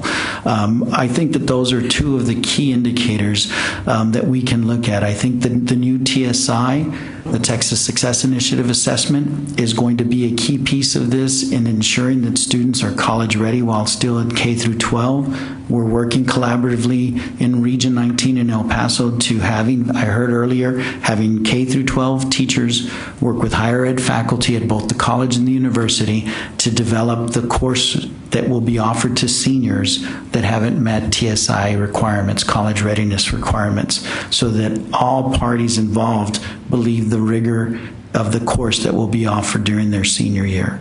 Those are a few of the measures that we're looking at. Well, I think that that's key, in particular looking at 10, 11, 12th graders.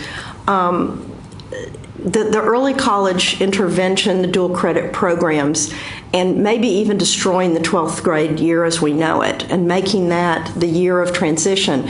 I've heard the commissioner say many times about the developmental ed kind of, challenge of how it is such a disincentive when these students graduate from high school and then all of a sudden they're in community college and they're churning up developmental ed courses and spending a lot of money and not getting any credit. So, I think that is key. And I also wanted to add to what Jerry said about the community colleges. I know that this is a legislative issue and not ours, but gosh darn, I wish that every single community college was in a taxing district. I think it is a tremendous burden for community colleges to have to go for annexation. It's wrong, putting that burden on community colleges. That's just my own personal aside. Larry and Ramon, and then we need to move on. Yeah, I have two questions. One is, your slides aren't numbered, but looking at page 13 on this written handout, the bottom one, you have a slide called Dual Credit Students Who Enrolled at EPCC After High School. You know that one? Yes, sir.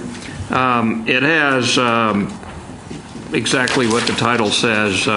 You're tracking students who had dual credit in high school and whether they went to EPCC. And then you have this bar at the bottom that says 87% success rate. Yeah, that bar indicates 87% of what? 87% of the students that enroll at El Paso Community College with prior dual credit, that is their success rate. A, B's, and C's in all their classes. So you're saying this is course level success? Correct. Okay, that's not how many get degrees. No. Okay. No, that's course level success. Part of the challenge is selling what I know works to our own institution. And so I had this data run because there's the perception that the students aren't doing as well as they are. And everywhere I've been, the data is very clear. We had a 90% success rate in South Texas. The data is very clear that these students outperform any students, not only at the college, but any university. So at UTEP, students that take as few as one course they're twice as likely to graduate in 6 years as a student who goes in with no dual credit at UTEP. If they're in the bottom half of their high school graduating class, they're 4 times as likely to graduate within 6 years. The data was very clear when we had the University of Texas Pan American do the research on dual credit students.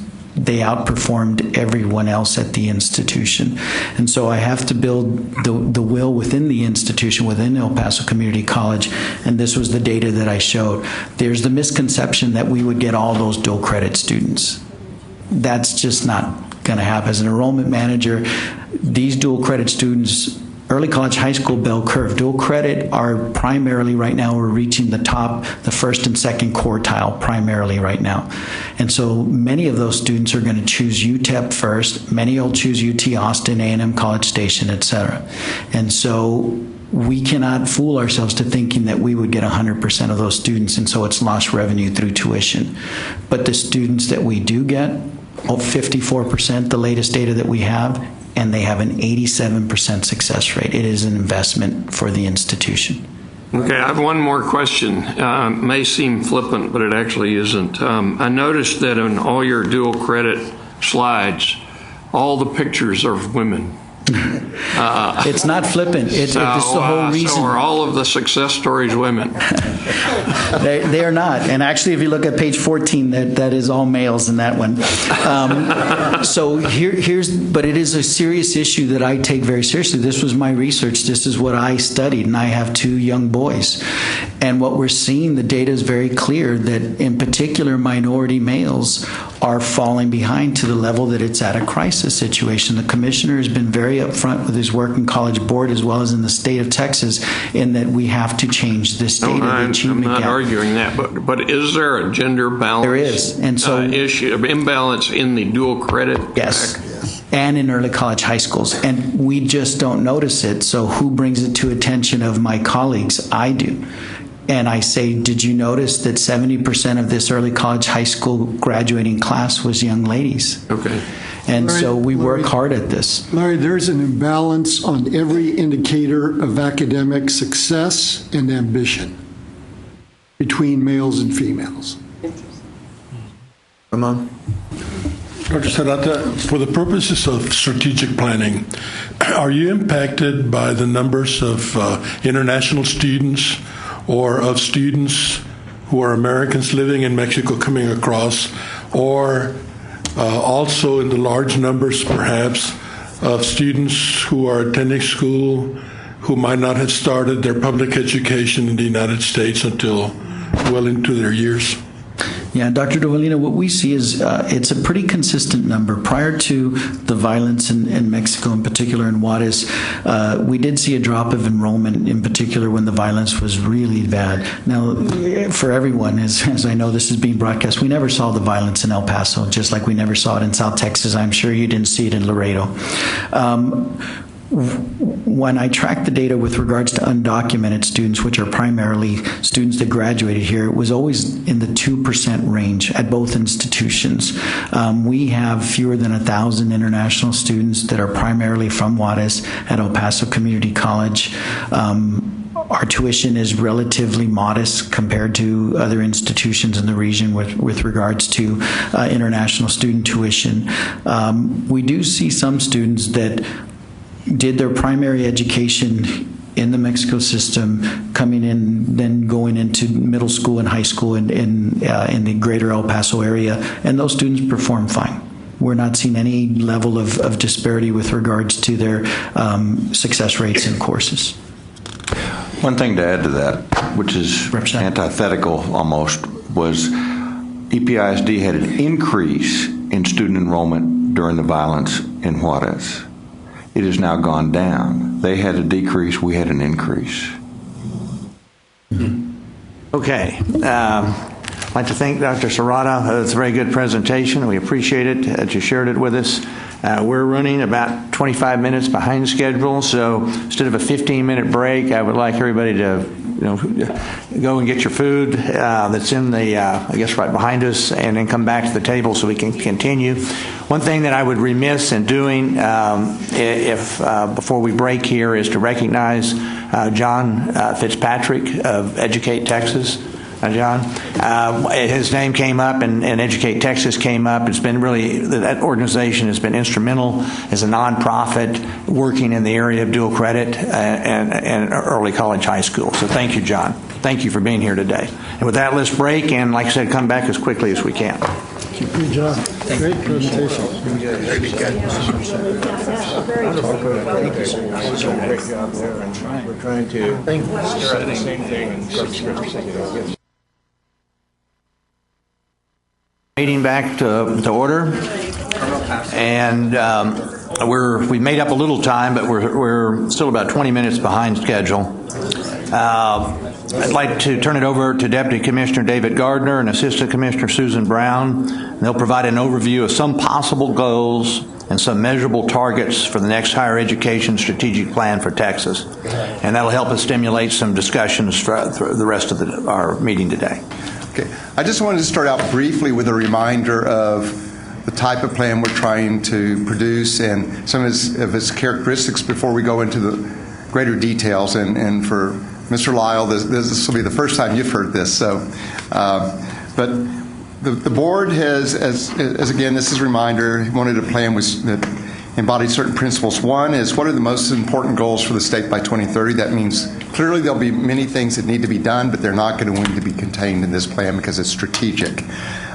We need to form these as things that result-oriented, which means they should be measurable. They need to be measurable.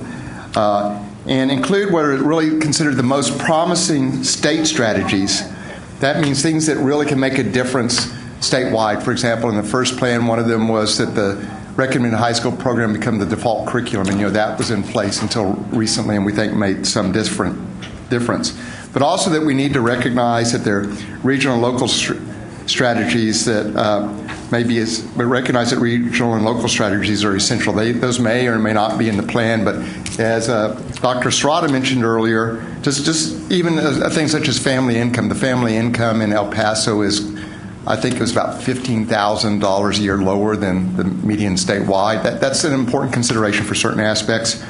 But we need a system to ensure progress, meaning the board wants a plan so that it can regularly go in, and our history has been annually go in and see how are we doing, make adjustments as necessary, and also easy to remember. That means we need to sort of stray away from goals that are so complex nobody can understand them. And so sometimes simpler is better, but you can implement it. So again, we want it to be concise and focused, no more than 2 to 5 goals. These are high-level goals that are measurable. And then we've included today some targets. So if you notice in our previous plans, we had targets. Now, some of the things you've talked about today, and we've included some examples for the later discussion of here are targets that may contribute to, in fact, achievement to that goal. Or, and they're important enough to measure, or they are targets which suggest a specific way of doing things in some way. So Dr. Faulkner asked about the local goal in terms of dual credit or AP. It might be that you might want, in terms of when you're talking about completions, to say a target might be something like that at the state level. But targets need to contribute to the goal, or they need to be such that if you don't really achieve this target as well, you really haven't totally achieved the goals. For example, with closing the gaps participation, we will probably hit the participation target, but if we don't hit the Hispanic target, we'll probably hit the participation goal, but if we haven't hit the Hispanic target, we haven't totally been successful because it's critical to the future of the state. It may not be obvious to you, but the goals we identified really were things we heard from you in your discussions. And we sort of synthesized, we brought them out. They're at a very high level. And many of the targets we have here were things that you talked about. You will probably recognize them. This is a first pass. We're going to go into great detail. We have essentially assigned the different goals to different staff members. Going forward, hopefully by the end of the day, you will have identified these or some version of them, or maybe you come up with something else that we can begin to work with. But staff who you're hearing from today, its assignment going forward will be to provide data and that you need for this area and become increasingly expert. They all have expertise to begin with, but by the time this is over, they should be able to address all your data needs and also to help us identify experts going forward.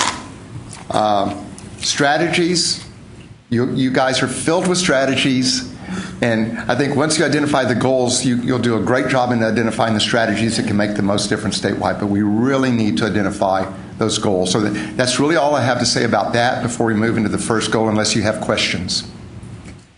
I just want you to be able to move forward. Okay? Susan, do you want to, and this is the one goal you've talked about a great deal, and I just want to point out that you've already made some difference in that Dr. Faulkner, in referencing his group, made a suggestion that led to a change already in how this is being phrased, and you may have others. Okay. We have different slide sets up here. Okay, and we're starting to talk about that first goal, and as we had it, it's the 60% of all Texans having it. And we narrowed that down, what David was talking about, we narrowed it down, and I'm going to go back and forth between this sheet. It had it was sent to you earlier, and because we'll be talking about this, but what we're going to talk about are those 60% of the Texans, and we focused it down on the 25 to 34 age group, because those are the ones that, if you look at them, that will still be in part of that workforce population in 2030. And that is also where Texas is falling the most behind the other countries. People in most of our age groups are better prepared, better educated than their parents. And so this is really kind of a important thing to understand. And so that's one of the reasons we did that, is from the small group discussions last time, is we looked at the 15 to 34. We have some of the key facts on here that were actually handed out with you. And so one of the things that we need to talk about is, do you really want to stick with the 25 to 34 age group, and is 60% the right number? So we'd like to have some discussion. So these are some of the things that we wanted to mention to you. One thing is, for certificates, we do not have and we've talked about this before, we don't have a way of knowing how many certificates as far as the population have. We use some national data, made the assumption that Texas is similar to the nation as far as certificates, because we do have so many community colleges. So we wanted to put that, we did an estimate of 5 to 10%. We left it pretty broad just because we don't have really good numbers on that one. I'd just like to emphasize one thing in terms of the 25 to 34, that we realized when we were looking at this, that after it was suggested moving to that group, it also matches very well some of the international discussions you were having, and that Texas is really losing out at that 25 to 34 age group in terms of being less educated than other countries at that level. My group compares very favorably with other countries, but our 24 to 34-year-olds don't. So that gives us the ability to give a broad international comparison, but also focus directly on what the state needs. So that's a plus that we realized after the fact. All right. Well, I guess the comments that I would make in reply to that, if you look at the existing Closing the Gaps plan, the 2000 to 2015, it doesn't benchmark the workforce. It doesn't benchmark internationally. And I guess it would be my suggestion or recommendation that we definitely need to move in that direction. That essentially, as a political unit, as an economic unit, we're in competition with the rest of the world, including our fellow states, for our share of world income. There's at least an 80% correlation between higher education attainment and income levels. That gets moved a little bit by how much natural resources you have, but I think there's a pretty general consensus that our human capital is our best natural resource, and that's sustainable on a long-term basis. And so I think the workforce, at least my recommendation would be that we need to focus on the workforce. If we conclude as a group that that's appropriate, both internationally and nationally, the workforce has been benchmarked. In other words, the 60% goal is what's out there from the OECD, who we've heard from, and also from our political leadership in the country, a president and the education department cabinet head.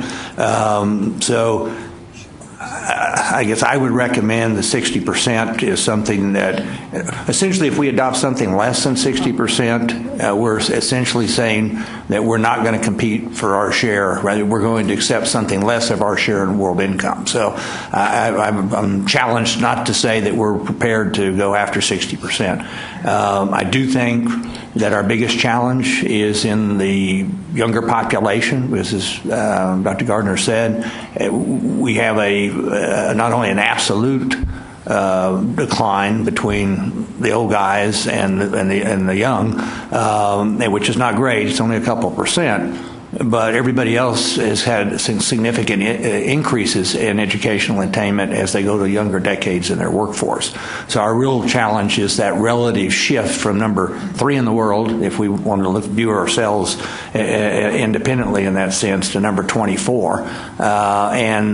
And that's out of 31 or 32 countries that make up the OECD. So we're rapidly moving to the bottom of that what's perceived to be Mexico at 21% is at the bottom of that group right today. So I would argue for the workforce, and I would argue for 60%.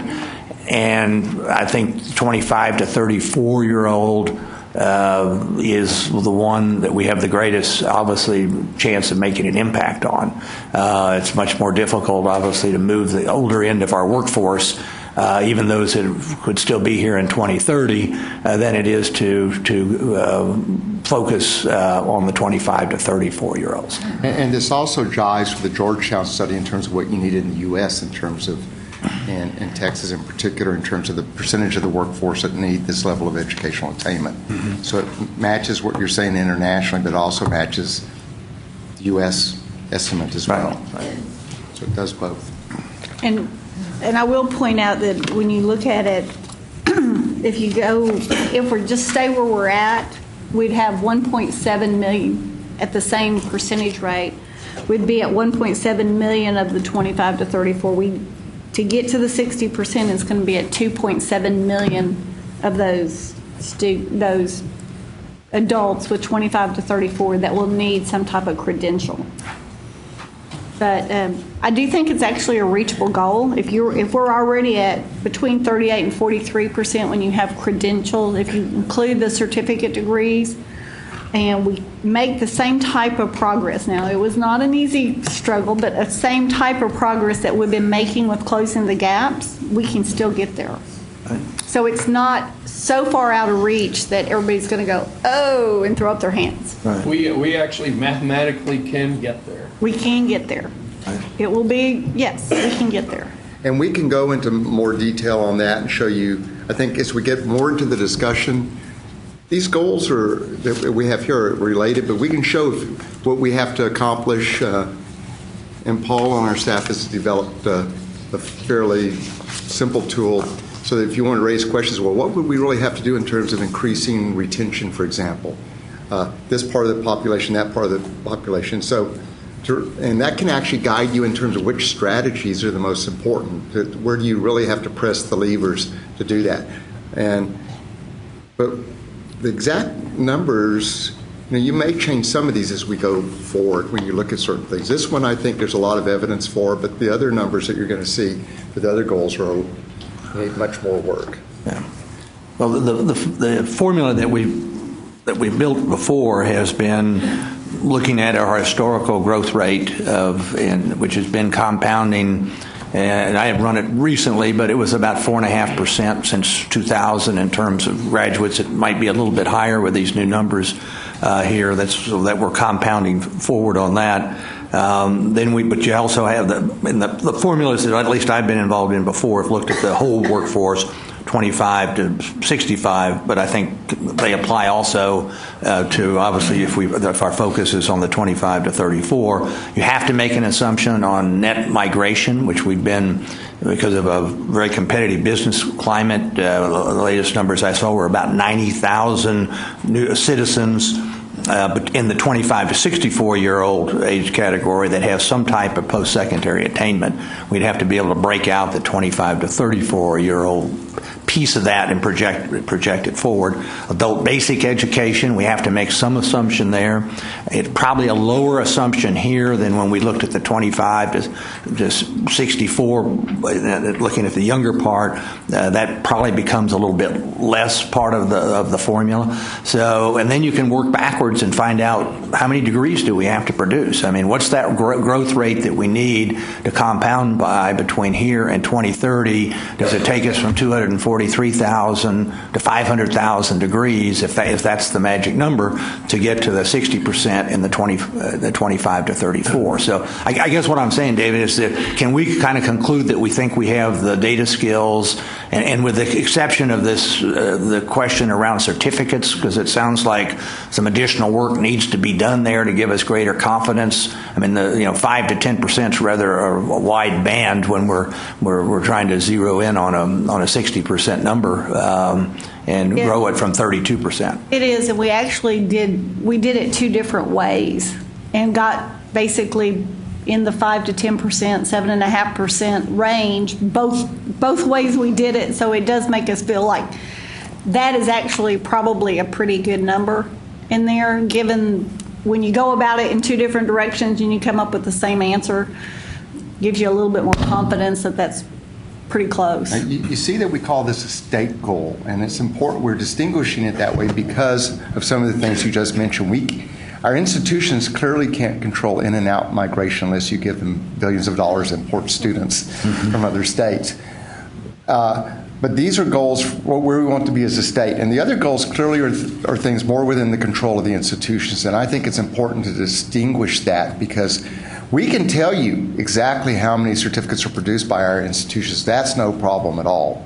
But because of census limitations, we can't tell you about people who came from, say, Illinois with a certificate, or even totally in terms of our students who whether they've left the state, although initially we can because we can see if they're in the workforce. So we see this as a state goal. This is something we're trying to achieve, and higher education clearly has a role in that, but we can't control in-migration, out-migration. We can't directly control, of course, the economy, which could drive people out of the state or draw them into the state. And those are definite variables that weigh into that. Steve, Steve couldn't be here because he was working on Code Red, which is a health-related project in Houston today, but we have as good an expert as there is to help us come to this and figure out the state part, and to maybe nudge the Bureau of Labor Statistics to get to some of this, because he formerly headed the Census Bureau. But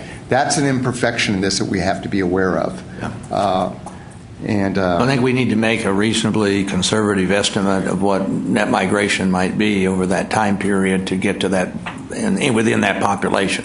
And we can do that. We have looked at the net migration part, and we can do that and add that in as we move forward. We've tried to project, we're using the population projections out to 2030. Obviously, those get updated. And depending on the economy, they can go up dramatically or they can go down dramatically.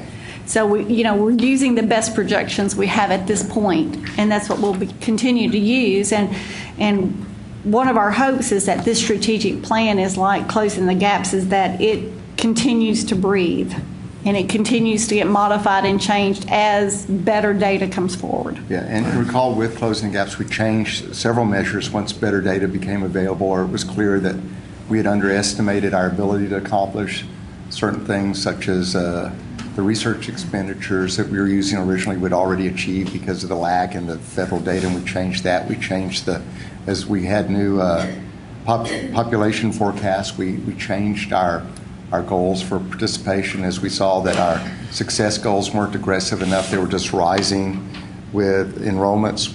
The board changed that as you went forward. So that's a living part of it. That if you really look at it, don't set it on a shelf.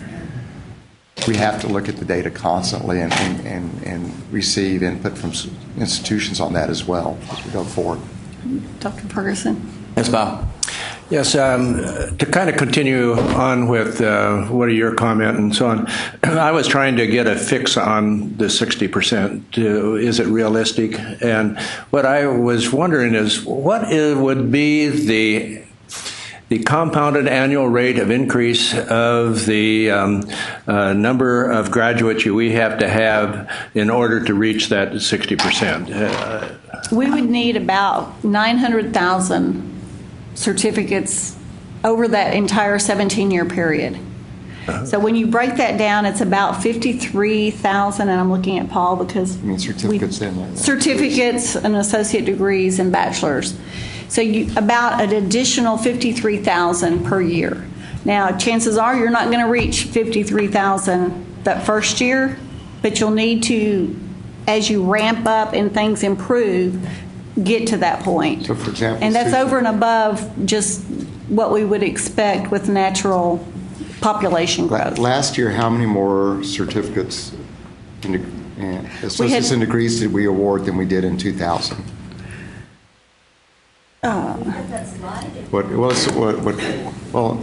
What about 50,000, I think? Yeah. Right. So is it? About 210,000, 110,000. So about 130,000 more certificates, associates, and bachelors than we did. 116. Oh. What I was trying to get at, though, was the rate of increase. That it seems to me you've got a 15-year period, and so you keep ramping up, but your base is increasing at the same time. And just what that annual increase would be, if that was realistic, or whether it was kind of pie in the sky, or whether it was kind of undershooting what you really think can happen. And I was just trying to get a feel for that as it hits that 60%, because we go from 38 or 40% to 60 is a big jump. It is a big jump, but we do think it's possible. It's not going to be easy, but it's something that's possible, and we'll do some more looking at the in-migration a little closer for those 25 to 34, because that will need to be taken into account. Yeah. And in terms specifically what Texas can produce, the next goal addresses that specifically in more detail. Right. But these questions you're asking, if we're not answering them adequately, our charge is to come back with you with better answers. Yeah, and Bob, the last time I worked with these numbers to try to answer, since 2000, we've been compounding at about 4.5% in terms of new degrees or certificates. If we assume that immigration stays the same, net immigration, we'll need to increase that to about a 5.4% growth rate. If we had zero immigration, we'd have to grow at about 7.5%. That data is probably a year, 2 years old, but I think it's in the answers are going to be somewhere in those ranges. We've been growing, approaching 5%. We need to grow a little faster than that, even with the immigration. Obviously, if the immigration goes away, there's a lot more pressure on our production supply chain, so to speak, to step it up. That gives me the kind of ballpark number that I was. But so when you get back, is it doable? I mean, it's.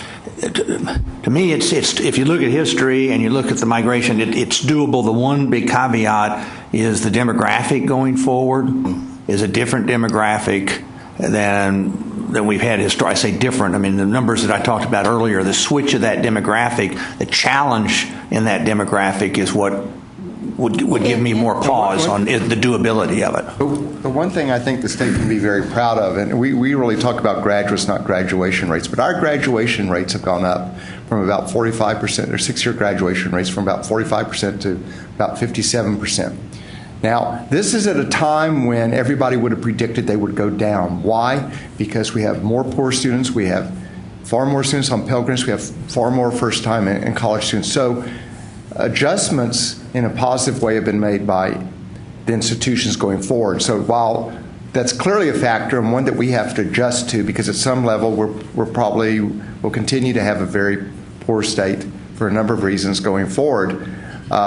But one thing that was discussed during Closing the Gaps was the better educated the population becomes, their children tend to become better prepared for college. They tend to be better prepared to pay for college themselves. And so some of these things go up, and we've actually found some of that to be true. So, and we do hope for this to be challenging, but not totally impossible either. So that's I think what you're being bothered by at this point. Some of you understand the challenge. Others, we don't want to set out something that's just impossible to achieve. Right. And that's really your charge. Yes, Laurie. What strikes me with this potential goal is that we're reaching back, because you're actually saying ages of students, we're reaching back to 10-year-olds. And so that's going to put them on that trajectory toward a degree, a certificate, successful workforce. And I think that's key to this. I like that. I think it's really important, and it'll be interesting because if this or something like this is accepted as a goal, then in 3 years or 3 years, you'll be measuring where those 10-year-olds are toward achieving that goal. And I think that's really key to the success of the whole P16 philosophy. Larry? I've been surprised by how achievable this seems to be, so I'm for your goal. Thank you. Not saying it's easy. As we all know, compounding can be kind of seductive. I think somebody said it was the greatest, whether it was Einstein said it was the greatest math equation is compounded interest. So, it was said that there's no way we could achieve our success target, and we've surpassed it. Yeah. And that's because Also, the challenge was put out there, and the good people in the field found a way to do it. They knew it was important. And I think you heard part of that this morning. The other point I'd like to make is, and we've got a lot of academics on our panel, is for us not to forget that this document that we come up with, for it to have an impact, it needs to be, or our recommendations need to be implemented, which means that we need political leadership to adopt it, and we need our legislative bodies to implement what things are necessary to bring it about. So always, in my filter at least, as I go through this, is trying to put together a document that can be adopted by our political leadership and implemented by our political leadership. Can I make one comment? Yes, Larry. Let me follow that up with one comment. I think I was skeptical that this 60% goal could be actually touched in the 15 years we're talking about.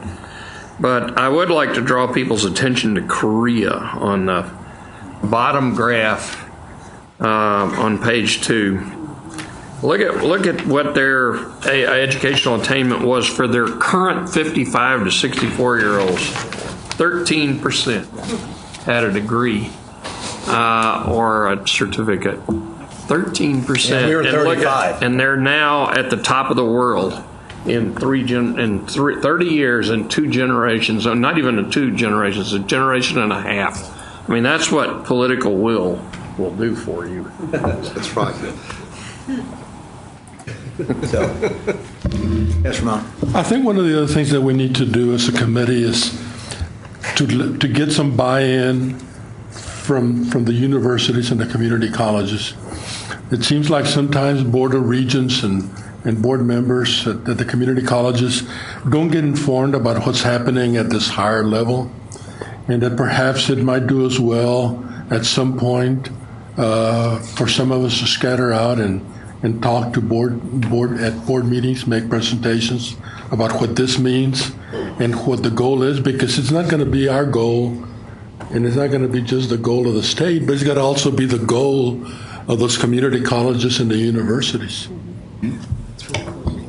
And we agree with that. I think the plan was to develop something and then kind of have what we call the stump speech and provide it to people to go out and get the word out and to get feedback. And that's part of once we have a relatively good draft, is to get that feedback from all the institutions and the business community and the legislature. And that's one of the reasons for trying to get something going by, before the legislative session, so that we can try and work on that political impact that we're going to need. Mr. Chairman, you've mentioned twice about I think at the first meeting and now today, about the legislative vitality of whatever is approved by the coordinating board and then taken to the legislature. Is there, should we be considering an interface to some extent with some of our statewide leaders and members of the legislature that have been previously held positions, chairmanships in higher ed and public ed? Or do we just wait till it's pretty much done and say, here it is, hope you like it? Yeah. Well, we're an advisory role to the coordinating board, and so I think I really need to defer to the commissioner and to the board on what role they would want this committee to play past preparation of this report. Well, I think that what we will do is we will simply ask members of this advisory committee what role they would like to play in promoting the plan as it takes final shape. I know that we will develop an internal plan to promote the plan as it develops. I know that we have people on this committee, and we were not unaware of that when we asked you to serve on this committee, that you had strong political connections and that would be able to help publicize the importance of this plan. So I hope that those of you that are able will help us. But we plan to promote this. We've already had conversations about how we deal with the issue of changing leadership all the way from the governor's office down to members of the legislature. We talked about the proper pace at which we can develop this plan. Obviously, assuming whoever becomes governor, we don't want to have a final plan that we plop on that person's desk the 6th of November and say, please sign off on it. We have to allow some opportunity for input and modification if we're going to get the level of support that we need. So we've been talking about all those issues, and we have counted on from the very beginning that there would be some continuing involvement by committee members in promoting the plan at a statewide level. And the final approval would be in July following the session. Yeah. You notice that Susan just left. She has to go testify before a hearing since we went a little late. So we will continue in her absence. But I think Julie was up next. Yeah. Okay. So are you guys, at least at this point, comfortable with us working with this goal, understanding that we will continue to entertain tweaks and provide additional data as you request? Is the committee comfortable with that one? I think so. Is everybody comfortable at that? Okay. Yes. You guys, I think we can help with that. I have no doubt all of you will suggest strategies. We're trying to make sure you focus on goals, but we will help you with that. But already, I bet we have a 2-page list of strategies that at least one of you have recommended at this point. And there's been lots of good ideas, but we will help with that, and we will help see how they're linked and which ones. The real issue will be which ones will make the most difference. Right. If you come forward with 50 strategies, it's hard to get support. But if you come with a smaller number, clearly targeted, some of them may need some assistance. One that hasn't gotten much attention, the last plan in terms of research was the strategy was to make sure that the public universities got to keep their overhead income from research. They didn't. Mm-hmm. Health institutions could, but that resulted in several $100 million additional dollars for research to our institutions. Right. And that impacted very small ones as well. Midwestern benefited from that as well as UT Austin. So those are the type things that you can really make a difference, but they need to reflect the goals that you think are most important. Right. So and we're going to continue to try to provide to the committee what we had today, which were 2 very high value, at least in my view, presenters to the committee, out of which, Dr. Faulkner already discussed, and Dr. Serrata's idea of having a goal of 25% of a high school class that would have at least 15 hours. What are the implications for that in terms of us reaching our 60% goal for that 25 to 34-year-old? So, lots of strategies I think will come out of the presentations, and we'll be able to bring those together in a way that support our goals. It was very helpful that several of you both asked about strategies and for targets. So that's helpful. And frankly, at the end of the meeting, if we have even 5 minutes, you and Dr. Faulkner would like to talk about, we need to think about planning for the next meeting, which we're going to have to start doing as staff probably at 5 this afternoon. Julie? Yes, hi, thank you. I'm Julie Eklund, and I work on the planning staff. And I'm going to be walking you through the completion goal today. It's a little bit too close.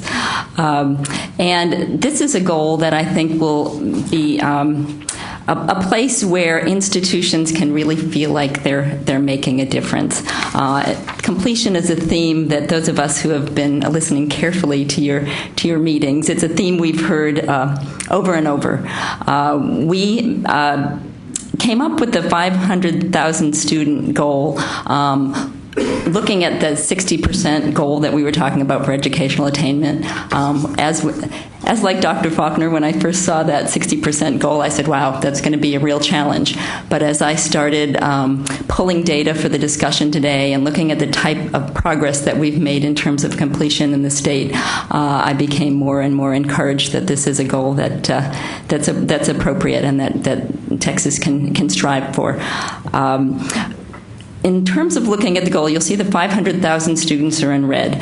One important thing to remember as we look at degrees awarded is that we get some duplication in these numbers. So we'll get students who earn associate's degrees and then go on to earn a bachelor's degree later and then go on to earn perhaps a master's degree. So as we're looking at educational attainment, you might have an individual who has 2 degrees or perhaps 2 degrees and a certificate and an award. And so that's part of the complication as we try to project out for how many degrees are appropriate in order to reach our goal. You will notice that we have not put per year on this goal because the point is that it's going to be something that builds over time, but the intention was to be at 500,000 degrees awarded per year in 2030 and to see a build up towards that. So if this is a goal that the committee wants us to pursue further and wants us to look at, we will model that out, look at some trends of where we would need to be over time to get to those 500,000 certificate and degrees. You will see we talk about certificates, associates, and bachelor's degrees. Often we say BACs. That's our shorthand for bachelor's, associates, and certificates. So if I say BAC, it's not a baccalaureate. It's in fact all of those undergraduate degrees, and I have to say it's caused confusion over the years that that's the terminology that we've chosen for it. We could have said CABs, and maybe it wouldn't have been as challenging. But we have, in the Closing the Gaps by 2015 plan, looked at just those undergraduate degrees. Master's is in parentheses on this goal that we're looking at because we wanted to discuss the master's degrees and whether it's appropriate to include them, because I think we have seen in many fields and interest in hiring folks who have higher than a bachelor's degree, and we have seen growth in the number of master's degrees that are being awarded. So that's worth our conversation. I want to turn to the next slide now, which you got to see earlier when we were discussing the progress we've made. So you can see broken out by degree types where we were in 2000 and where we are in 2013. And there has been tremendous progress made in Texas in terms of degree completion. You can see at the certificate level, it is the highest, and then moving forward at the bachelor's, we're at 62%, and so overall we have 108. I think it was rounding, and we had 109 on your handout, but when we did it with the actual numbers, we have 108% growth rate in terms of where we were in 2000 and where we are in 2013. Julie, do you feel the 2000 certificate number, do we have a definitional, or do you feel you have the same definition in both places? We have the same definition. We count the level 1 and level 2 certificates that are reported to us by institutions. We do not count the marketable skills awards, which some people refer to as certificates or core. We've just counted, I believe, the level 1 and level 2 certs. Some people won't know what a marketable skill award is. So. Yes. Okay. You said it's not annual, the 500,000? Well, what it would be is 500,000 in the last year. That's why we didn't say per year. We wouldn't expect in 2015 to make that big jump from 250 up to 500,000, but it would accumulate so that by 2030, 500,000 degrees or awards would be. It wouldn't be accumulated. That would be an actual number then. And so right. It's not compounded. No, no, it's not. Those would have to actually be awarded that year. That year. And so what we would anticipate having is that we would have 5-year targets, and so we'd know that would have to be ratcheted up as you go out. But all these, the focus is on the end. Where do we want to be at the end? And then this is, Mr. Hunt's talked about this before in some calculations, but it also rolls backwards once we reach those goals, and we also have to roll backwards in terms of where can we reasonably be 10 years after the plan is adopted, and where can we reasonably be 5 years after? Well, the idea is you don't want people to be disappointed because they're failing, but at the same time you want to push them, and you've got to have something to measure towards. That has helped us a lot in the past. But no, this is total number that 1 year, not accumulate. By that time, it should be probably 800,000 or 900,000 more degrees than we would have awarded by then. Maybe even 1.2 million. I'd have to think about it for a few minutes, but it'd be far more than that. We would have awarded over the 15-year period. Yes, and that's where, when Susan was talking about 900,000, we have been having the conversations about duplication, and in some cases we might have some students who have duplicate degrees, and we've been trying to look at those numbers and how they relate to the 60,000 for individuals who have some kind of degree, so that we'll go back and look at that 500,000 more carefully and think about also the various points in time where we would want to be by 2025, et cetera. That's something we haven't done previously. We haven't broken out and said if you got a certificate 20 years ago and you get an associate now, we're not going to count it. And that's something, I would lean toward counting it, but that's something for the committee to discuss. Before, we've just looked at the total number awarded that year. And you notice in the past we didn't include masters. I suggested we include masters because that seems to be more important now than it was 15 years ago. PhDs, we know the state will take care of because everybody wants a new PhD program. And so in terms of encouraging that to happen, we don't have to encourage that to happen. We have far more awarded now than we thought we needed then. I guess my question was, following up on your comment on master's degrees, why wouldn't you include them? So many fields nowadays that having the master's degree really adds to the economic viability of the workforce. Certainly it's true in engineering. If you have an engineering master's degree or an MBA to go with a baccalaureate, this has great value to it. Certainly it's in education as well. I don't know why you wouldn't include those. And that was the point I was trying to make, is that we didn't include it then, but now because of our observations, it seems to be more important to many students. That when we work with the tech industry, they're very interested in the people with a master's in engineering more so than a bachelor's. That wasn't the case 15 years ago. We've heard that from Ray Messer and a number of other individuals, and so we're at putting that in. Though we had recommended against it 15 years ago, we think it makes a lot of sense to add it in now. I think the question is we're trying to measure 60% of the 25 to 34-year-olds. Mm-hmm. What's the international standard there? Because if you could have an associate, a bachelor's, a master's, and a PhD, and it's one person, but it's 4 degrees. And I think the OECD is essentially associate degree or higher. Correct. I'm assuming they include certificates, but one person counts one time. And yes, we've got 2 goals. Mm-hmm. Right. First goal. This is a separate goal. Right, and this would be by the institutions. Right. Agree. Right. So that's going to be a very challenging thing because we don't know internationally whether, and this is Steve Murdoch's concern, is a lot of the numbers aren't totally clear in terms of how well they've been calculated, even from 2 adjoining countries in Europe, whether they're using the same calculation for a number of things.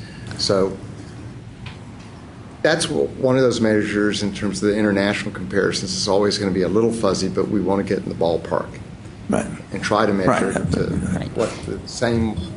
to whatever extent we can the same way. Yeah, and I think we need to reach out to the OECD on that to say we'd like to participate here, but we've got to have confidence that there's transparency and it's comparable, because we're going to make policy decisions off of conclusions based on data. We've got to have high reliance on that, on reliability in the data. It's probably useful for the committee to take into account that the latest data on income show that the greatest gap in lifetime earnings is no longer between people who have a baccalaureate degree and those who have only a high school degree. The greatest gap now is between those who have only a baccalaureate degree and those who hold an advanced degree. Whether it's a master's, a professional degree, or a PhD. That's where the income gap is growing most significantly. And that's important to bear in mind, since one of the considerations that this committee is concerned about is economic development and competitiveness. Right. I did want to, go ahead. I was going to just make one more comment on the international business, because I've been involved in international accreditation through ABET, as well as having taught in an international university in Quito, Ecuador. The definitions and the skill levels and so on of the graduates in there are all over the map.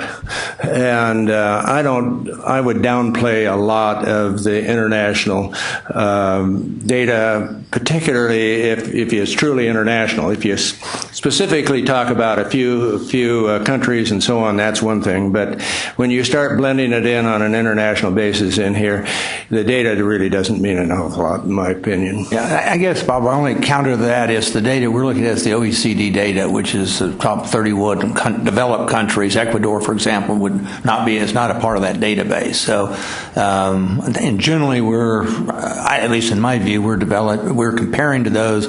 And if you remember Sliker's, his data point, if you go back to that, I mean, he had how much we were spending, how well we were performing, and those dots starting in 2000 and coming forward, and our relative comparisons of the U.S. kept getting worse and worse. So I think someone can convince me otherwise, but I still feel that we're comparing countries that have similar income levels, and we are directly competing with for jobs. We do need to learn a lot more about this. Right, and I don't disagree with that. Here with the Bologna project, which you will have heard about tuning, and one of the issues was they couldn't really say if an engineer was produced in this European country versus another, what that meant, because of differences in the educational systems. Italy, you get a medical degree as an undergraduate, or at least you used to up till 5 years ago. Sorry? Most places. Yeah. So that's, so there are things, and then we even have issues here. So we have doctor of physical therapist, we have doctor of pharmacy, we have all these things that were bachelor's degrees. Some of them as recently as 5 years ago, and how do we count them? They're certainly not the same as a PhD. They're not exactly the same as a law degree. They're more like a law degree or MD 40 years ago when you started after your sophomore year and continued. So we will work and try to sort some of those things out for you. And those of you who have experience would appreciate your help, Bob and others, or Dr. Ferguson and others. I have a question. The 500,000 goal. If we include masters, would the 500,000 go up? Yes. Okay, I just want to make sure. We probably would want to raise that, because most obviously students getting masters have already earned a degree. So if we're looking at this as a way to think about what we can do in Texas to help get to that 60%, the student's just going to be counted once in the population. Does that? Okay. Confuse one thing. Okay. It would be higher aside from that because yes. they're just not being counted in this. Yeah, they're not counted here. And we do show them. We had about 292,000 degrees awarded if you include the master's degrees in 2013, our most recent year, versus the 243,000 just for the bachelor's, associates, and certificates. So we have about almost 50,000 more degrees currently if you add masters. So we're going to assume that will increase as we're assuming an increase for the others. So the 500,000 would go up if we include masters. We don't know what it would be, but it would go up. Yes, based on the data I've seen, we've looked at. So if I look at, if I've read this right, for currently, if we stayed on the current path and did nothing, BACs would be almost 500,000. 200. So it's 500,000 if you just, masters aside. Is 500,000 aggressive enough?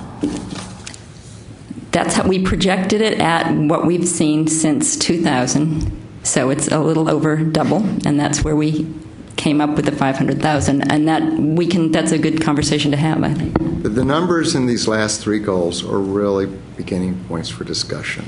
I would not want to wager any money right now on this. We think it's the ballpark now, but part of it depends on some of the things you're talking about. What do we include? What do we not include? Actually, I hadn't heard the discussion before today about do we exclude people who have already gotten a degree at some level in their life. That complicates it a great deal, and we might need a staff just to calculate that every year. But we could do it. We could probably find a way to automate it. But if you get that associate degree from Illinois coming to Texas and they get a baccalaureate degree here, should we not count that? The reality is they're going to a higher level of competitiveness in the workforce. So if you look at the Georgetown figures, you see that they're predicting at certain levels what type of certificates or degrees do we need at certain levels. And so a person who has a certificate, say now, in network management is going to be much more employable if after 8 years of doing that, they get a BS in computer science or perhaps electrical engineering than they would have been with that. That's a plus to the workforce. It means we've got a more educated workforce and to attract industry in the state. So there are things that we shouldn't duplicate, and I'm not sure this is one of those where we need to be as concerned because we're really improving the quality of the workforce. And Raymond was talking about the levels. Georgetown data also shows that each level you go up, your income's going to be higher. And then after that, then your major makes a difference.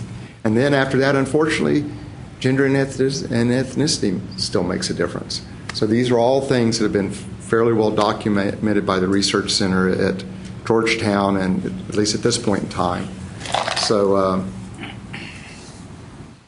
these are important discussions. This isn't the easy thing. You shouldn't take this casually, and you're not. And I'm very grateful that you're questioning every one of these numbers. Yeah, 15 years is a long time, and all of us will see a significant amount of degree creep in that period. The degree creep in allied health fields, physical therapy, pharmacy, and so forth. I think 15 years, it's safe to predict that a graduate credential of some sort will be the standard, whereas today would be a bachelor's degree. So I think we have to factor that into account as well. But if you look at the data here in 2000 at 117,000 to 243,000 by 2013, that's compounding at a little over 5%. And then if you take the 243 and you go forward to 500,000 by 2030, you're compounding actually a little bit less than 5%. So, I mean, to me, the challenge is, given the demographic change, can we maintain a plus or minus 5% growth rate that we've now got well established over a period of time? Can we maintain that? And then you got to connect the 500,000 to what does that mean? How does that connect to the 60% in that 25 to 34-year-old? I think the compounding factor will go up. We'll have to ask Murdoch to do this, but back in my youthful radical days, I used to always talk about we just like have a lot of other radical people now. talk about, for example, Hispanic exceptionalism, and a lot of us who are working in that area of research said that because of the proximity of Mexico, that Mexican Americans were different and they would not follow the traditional paradigm of immigrant groups. And I've changed my mind. I think that what's happening is that Hispanics very much resemble other immigrant groups, and what we will see is that in second and third and subsequent generations, a dramatic increase in educational attainment. Yep. So I think the 500,000 is a very achievable goal, and I don't think a higher goal is unrealistic. Your position on simulation is backed up by Stephen Kleinberg's results in the Greater Houston Survey. Yeah. That's right. I just want to share one more slide quickly, and then we can move to the next section, and that's that it's important for us to think about demographic considerations, and this will probably come into our discussions when we do get to targets, and we're not going to go into detail about targets today for this goal, but I think these are important conversations to have. I think it was helpful this morning to hear about students, economically disadvantaged students, and some of the challenges that they have. The other thing is we can, as we talk about degrees, we can have targets that break out degrees by bachelor's, associate, that type of thing. So we're able to also take the larger goal and think about what kind of targets would make sense for that. In many different types of ways. So we gave some examples just so you would all start thinking about targets. But the nice thing about the completion data is we have a very robust set of data related to higher education through our data collection. And so there's a lot of different types of metrics we can talk about and consider. But we just want to make sure we keep them focused on the goal. Yeah, and I just want to point out that most of the targets at the bottom of the page were things we overheard in your group discussions, or we quantified them in some type of way. So these are just things for you to think about. But you talked about moving on. I'm not sure people have sort of agreed tentatively to this as a goal or not. I just want to make sure before we go on, and if not, we need to continue. All right, so we restate then a 60% goal of higher education attainment, certificate, associate degree, bachelor's degree within the 25 to 34-year-old group by 2030. That's the first one. Now we're talking about the goal for completion of about the 500,000. All right, and then so as a subcomponent of that, or as a path, although we haven't really connected yet the 500 to the 60%. So, well, we will have to. But you're working forward, I guess, David, and I'm suggesting another way to do it would be to work backwards. I mean, find out the 60% of our population that are 25 to 34-year-olds, all of which have to be educated from this point forward, because none of them are in that category right now. Well, what I would see is this is a component to that other goal, and so if I had a backward, I would draw it. But essentially, you've got this goal, and this component will come from our higher education institutions. This component will come from in-migration, and there's a whole series of things that other component will come from. This is just one, and this will contribute the largest majority. But I think Paul has some data that shows that really we have the educational levels of people coming into the state are actually slightly higher than in-state. So we tend to import better educated people from other states. Right. Then we sort of grow ourselves. Right. So I guess still would be on the point is the 500,000 is a proxy for whatever we ultimately conclude we need to have based on a 60% goal. Yes, and for what our institutions can produce. And recall that it's not just the 500, because we will have all the graduates from all the years before that. So we need to give you that figure too. Right. So calculate. Right. So in 2016, how many graduates will we produce? Then 2017 and whatever. And so those coming together. Now all of those won't be in the 15 to 34 category by then. Some of them will be 50 years old by then. And so we will work that out for you. And come back. Well, in 2030, to be in this calculation, you would have to be 34-year-old or younger. So you've got a 9 or 10 year differentiation there. So someone today is 24, would be 34 then, and it's about ready to enter into or will be in next year would be entering into the calculation. But in terms of the 60%, that's a total 24 to 34 population. Right. So that will, and it's not by.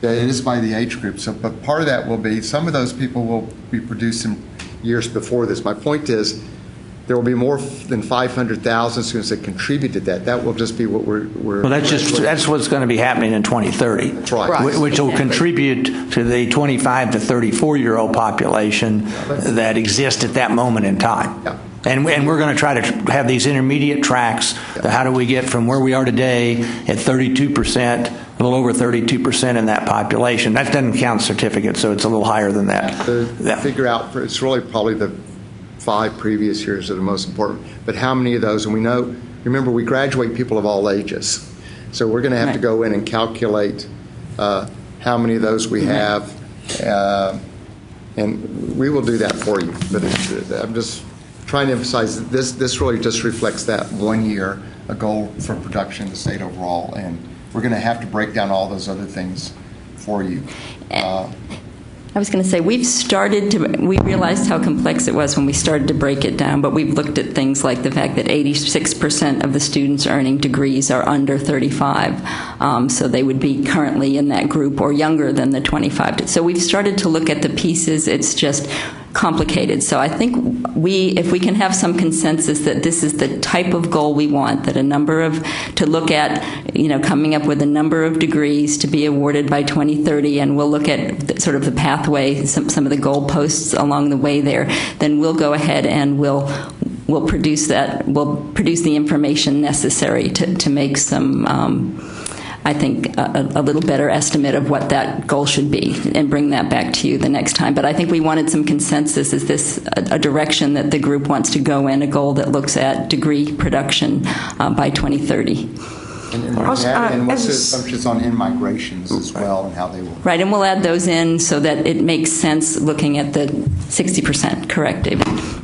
Possibly as a subset of this, to measure an indicator of first-generation higher ed, first-generation college, first-generation completion, I think would be real important. It was certainly a major piece of closing the gaps by 2015, so I think we'd want to look at how we could break down within, whether it's economic status or race or gender or anything else, who those first-generation students are and their success. Okay, so as a target to look at that. Thank you. And Julie, if I can piggyback on what Laurie was saying, but in a little different way, I noticed that we provide a differential under success for college readiness or lack thereof. When we talk about in the old days, the old plan, Dr. Basildua's plan, we don't, for participation, have any variation. So we have 60% for non-economically disadvantaged, and we have 60% for economically disadvantaged. But when we look at success, we go from 70 to 40.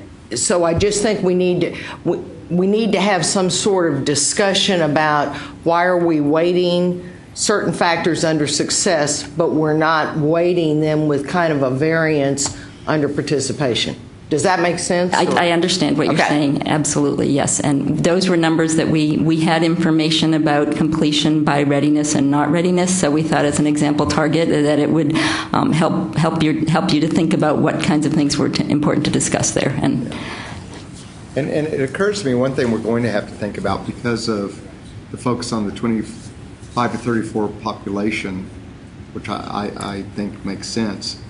But we want to you will at least want to make sure that you don't do something that suggests that we don't want anyone older than that to be educated any longer. And so those are sort of the side consequences we have to make sure we keep an eye out for.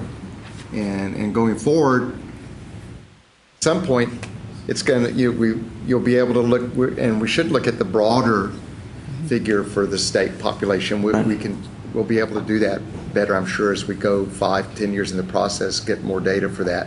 But so we'll need to look at all the consequences and make sure we don't leave people behind. Right now, we've been making increased efforts to get people back to school that have finished 90 hours and aren't enrolled in school anymore. They have a huge investment in education. Their state has a huge investment, and they haven't reaped the full benefits. And we're having some success with getting them to complete their degrees. So, and frankly, some of them may actually be in a younger age group.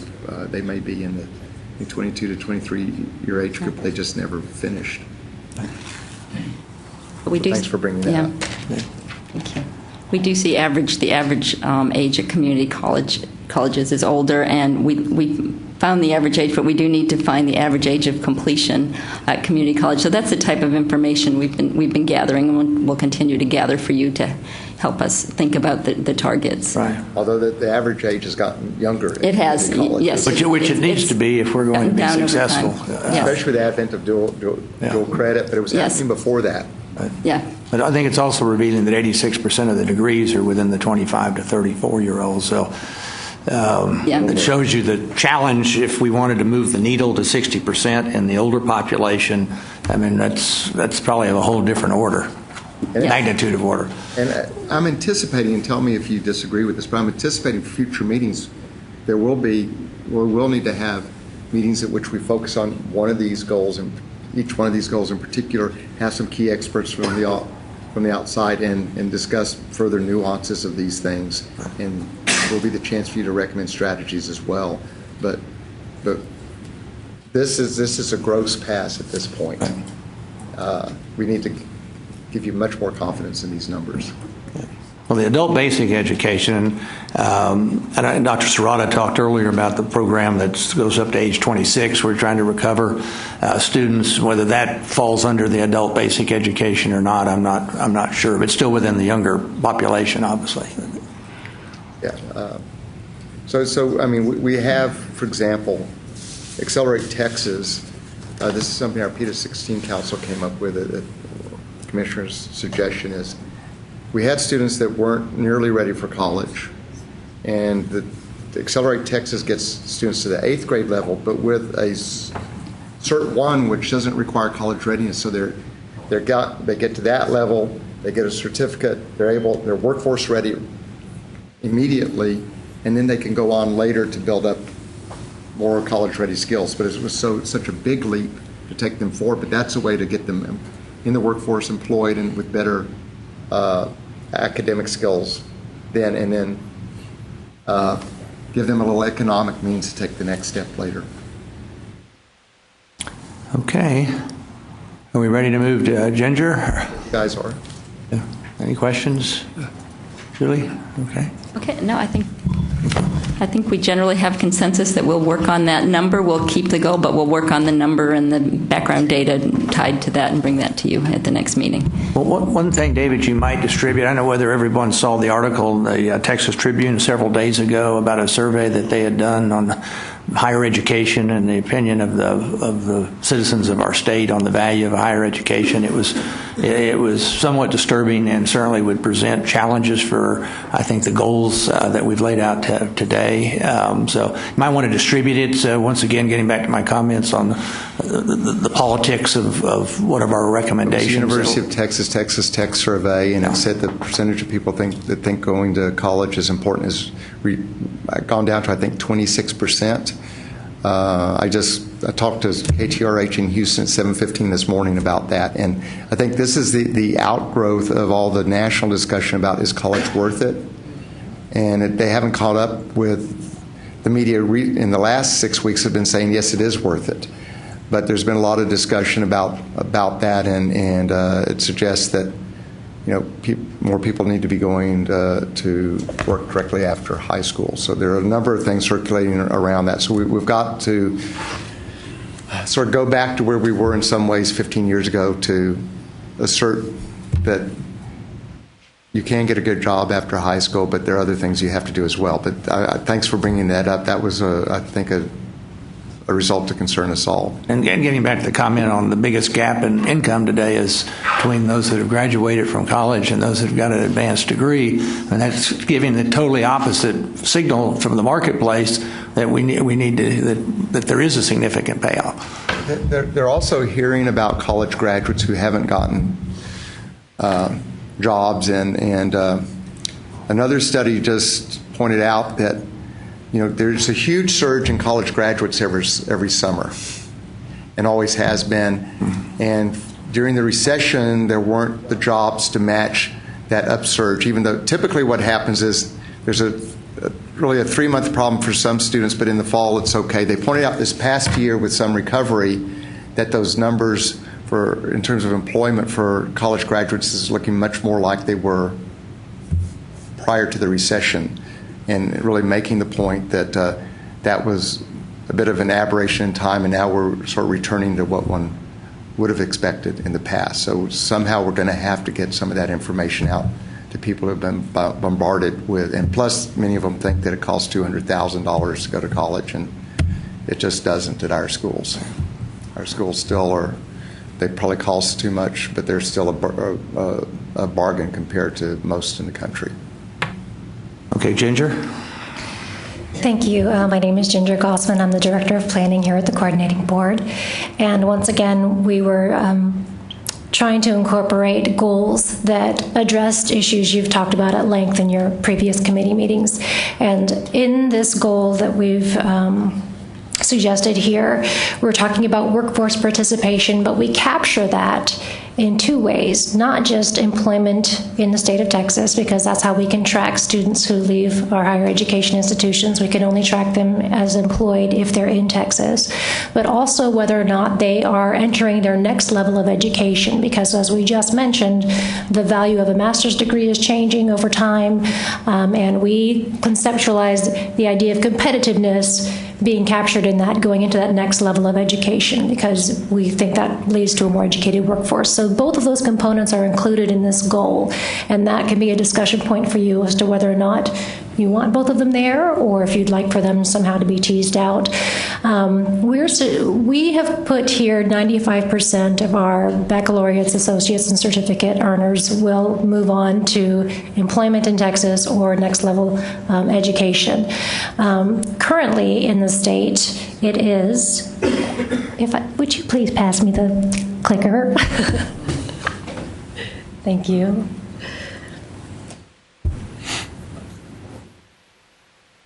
So currently in the state, we're at 80% statewide, or 81% statewide. And this has remained fairly stable over time. The last 2 years, it's been about 80%. There is variation between students who leave four-year institutions versus students who leave two-year institutions. I think you have that in your handout from last week. 78% of graduates from 4 years move on to workforce or next level education, whereas 90% of 2 years move on to workforce or next level education. So something to think about with this metric is what we could have for a statewide goal versus what you might want to tease out at a later time. Yes. 1% of college graduates? It includes bachelor's, associates, and certificate earners. Yes. Do you track students who have gone to institutions outside of Texas or who have gained employment outside of Texas? We do not have the data capacity to track those students. But you're including within all the graduates the students who were international or out-of-state students. If they graduated from our institutions, yes, we include them as graduates, yes. Okay. We do have, when we have to make calculations, we do have federal data that show what percentage of Texas high school graduates go to state out of school. So if we needed to extrapolate, we could do that. Well, and part of the thought here was, if we're talking about a plan for Texas, and given the 60% goal, our goal is for people to be employed in Texas. We know for University of Texas at Austin, when we match data, we only match about 56% in terms of our employment records. Why is that? They're probably good things. They may be working for a Wall Street investment firm. They may be at Harvard or the new Harvard, Stanford. And that's all a good thing. But we're focusing on Texas, and we need to acknowledge that. This is just to say we will never get that piece perfectly. But and it's again something we're talking about. Are we concerned about producing a workforce for Texas or for California or New York? That does not mean that those 44% that aren't showing up for UT Austin are failures. They're probably great successes. And chances are they'll come back to work in Texas at some point, at least a significant number of them. But that's something you have to talk about. If you're talking about this workforce, that's an important measure, and we need to make sure that people don't think they're going to be held guilty because their students aren't there. When we put this data online, I insisted that we put what the match is, because I wanted people to know that there are people that aren't being included. And So, David, what are we trying to accomplish here? I mean, one thing could be that we want to show that our graduates get a job and what the job pays within a certain period of time, which is independent of geography. at least that message would be, we want to know how successful our system is at turning out employable people and what their wages might be. The other piece would be, as largely public institutions in the state, what are we retaining? That's another public policy issue. If that number was, instead of 80-some%, was 10 or 15 or 20%, you'd be kind of scratching your head, or well, why are we doing this when we're exporting all of our educated talent? So what are we trying to accomplish here? Well, this is really retention, and it usually means bad things. Mm-hmm. But in this case, it's a good thing. You're trying to produce the workforce for Texas, and for most of our institutions, that's what's going to happen with them. And, the UH Victoria students, or most of them, are going to stay in Victoria. Wouldn't the message want to be that, within X period of time, 95% of our graduates are employed at some, 3X of the minimum wage or some guide there, and we've retained 80% of those within the state? Some message that kind of is more inclusive there of both of those points. Yeah, that's I get a little nervous when one's by itself. I mean, particularly the one on that we've only got 81% still left. Yes, Larry? Yeah, I want to follow up the same thing. I think I have real misgivings about this particular goal because I think the potential for it sending punitive signals to institutions that are producing some of our most able students is very high. I mean, for example, everybody who graduates from a Texas institution and goes to a medical school in Texas to study to be a doctor is a failure in this index. No, it would not be, because we are enrolled in the next level. They would actually be included in this measure. In the next they would, program. Okay. But if they go to a medical school at Harvard, that's right, they're failures. Well, right, and if they go to work for ExxonMobil and are employed at an office in Denver or in Dubai, they're failures. Larry, I have the same concern. Totally. Write down the things that for international organizations and so on, this doesn't mean anything. I mean, it really doesn't. It's interesting information, but I don't see it as a goal. If they go to graduate school at Michigan, they're failures, right? This is a very difficult one. We started with what we knew we could do, and I'd like a suggestion for another goal. Wanting to have some type of workforce alignment.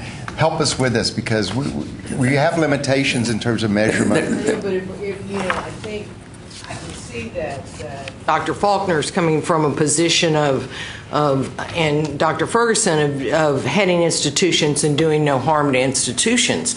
But I think it's also a cultural thing for our state.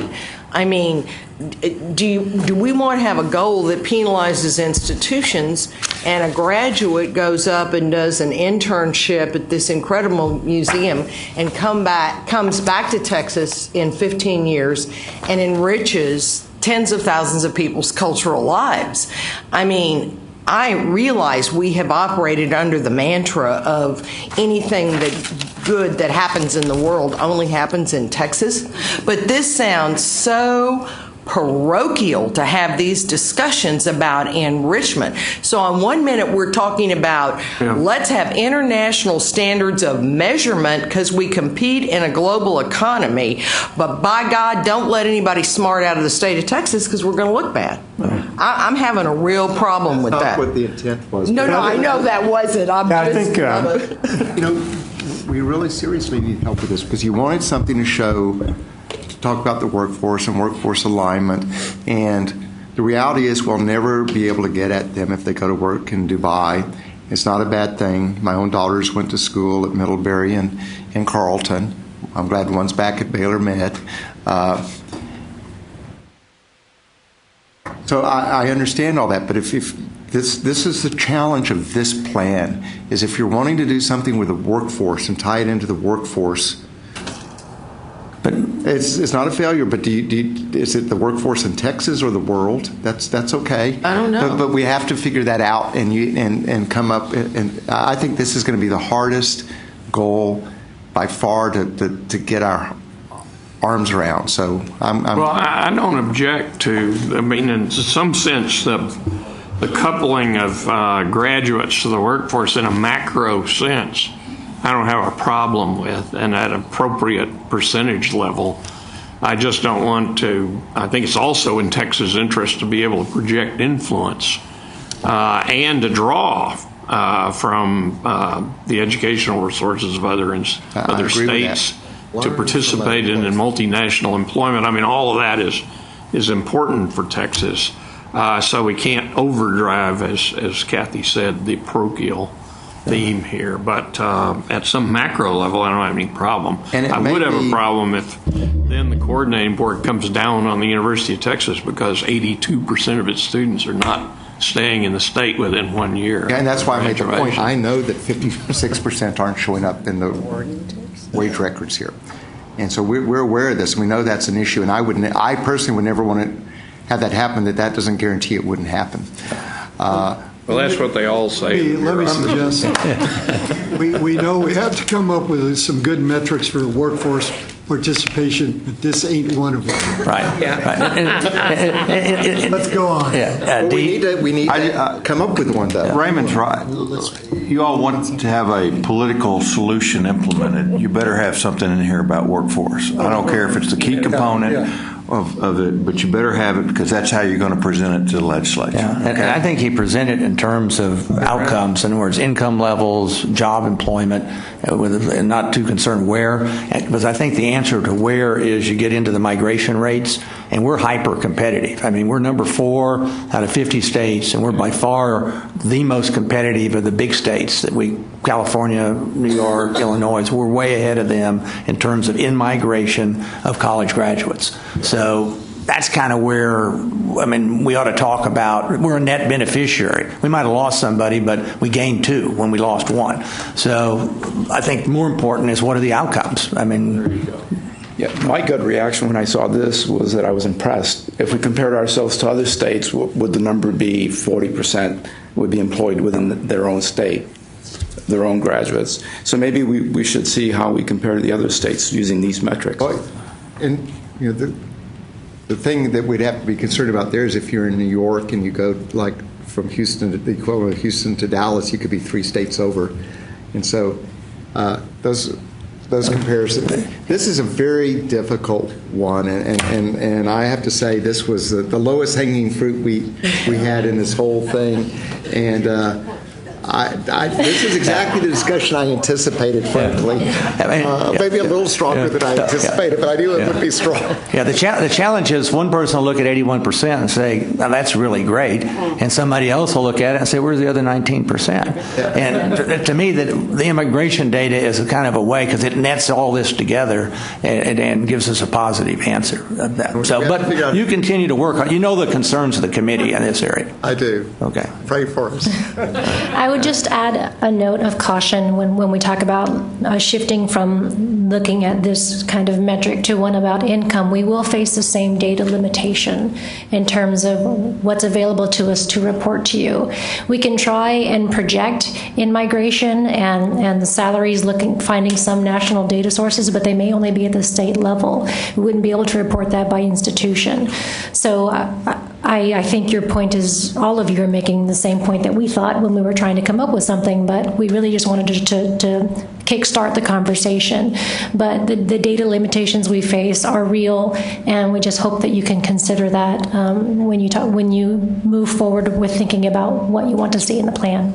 It is possible we could get to the out-of-state graduate enrollments, but we won't be able to get to the out-of-state employment records, at least not at this point. Right. We're hopeful that at some point the feds will provide a legal way for the states to mingle their data, but we can't do it at this point. Do we have to count everybody, or do you have a sampling system that we can rely on for projecting that? Well, I mean, one thing that was done many years ago, and it costs money and it's less than perfect, is we used to do a little matrix sampling when I first came here. Someone else had devised this, where they surveyed both the students and I think the schools and the employers to find out where the students went and whether the employers were satisfied with them, so they got into a little bit of workforce alignment in that way. At that time, that cost several $100,000, and it would impose some challenge for the institutions as well, and so some costs associated with that. So when you want to measure things, it makes it more challengeable if you want to really support that you did it or you didn't do it. So we'll explore different possibilities, and we had not thought of the income factor, though Ginger was right in terms of some of those challenges with the state. We could perhaps sample some of them. Maybe the sample size wouldn't have to be all that large, so long as you didn't break it down by ethnic groups or gender. You could, and didn't look at individual institutions. Sample sizes can be remarkably small. Right.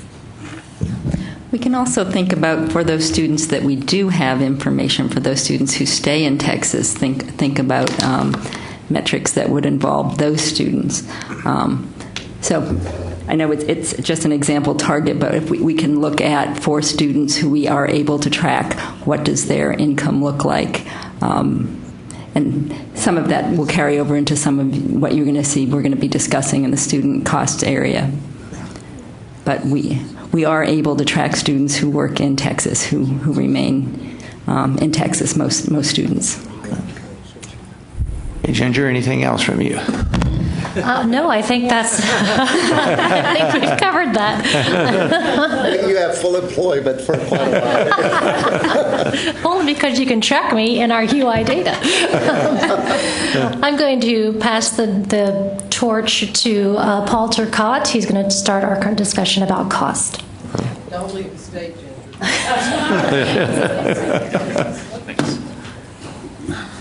Good afternoon. Still Paul Turcotte.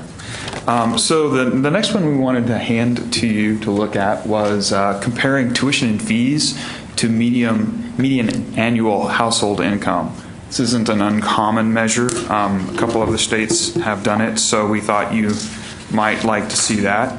To add a little fuel to the fire, first thing I thought would be a good idea to show you some numbers on what the income has done since 2000. About 2.4% annually it has increased. If we just do a trend, a simple linear regression out to 2030, it's going to go from the 40,000 it was in 2000, the 51,000 it is now, all the way to $70,000 per year. So it might not actually get there.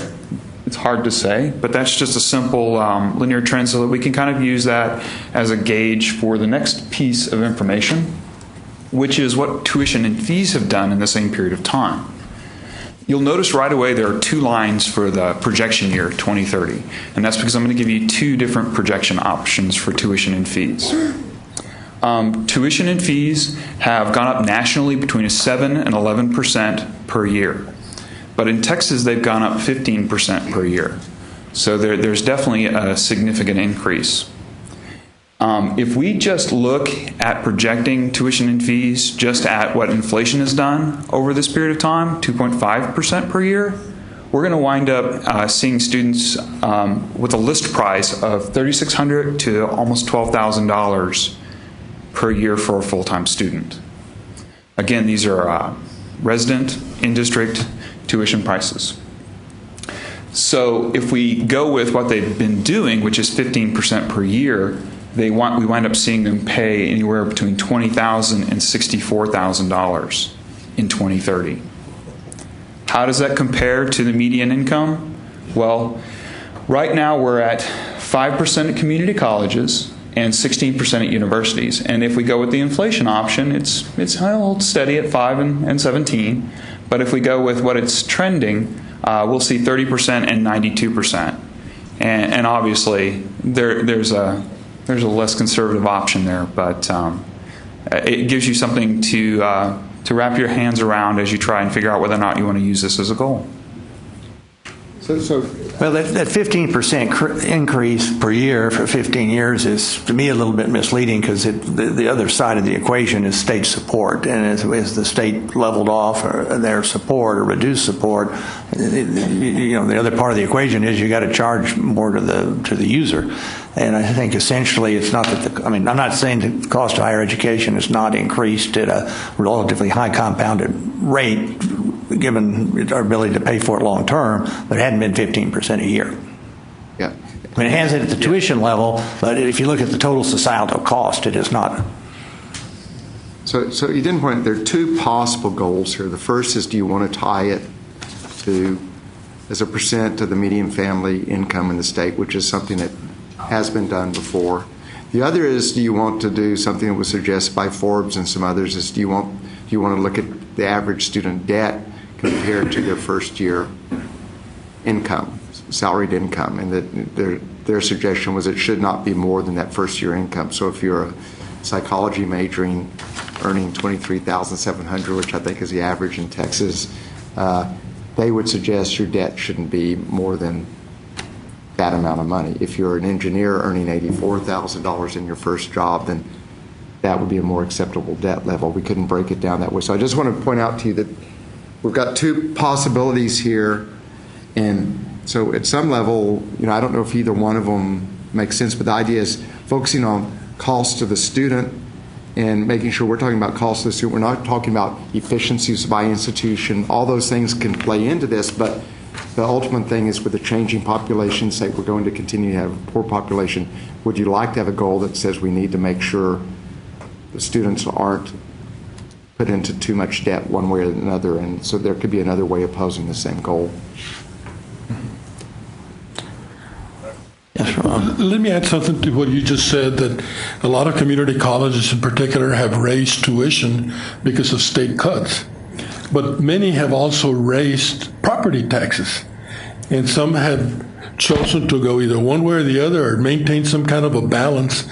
And my question here would be, what is the purpose of finding out what the student cost is? Really what we ought to be looking at is the expenditure per student and some kind of balance between the state, the property taxes, and the tuition. So that's a good point. What we're trying to do is, if you focus on the cost of the student, then those other things play out. Because if you don't focus on the cost of the student, then it becomes, well, how much should an institution get per student?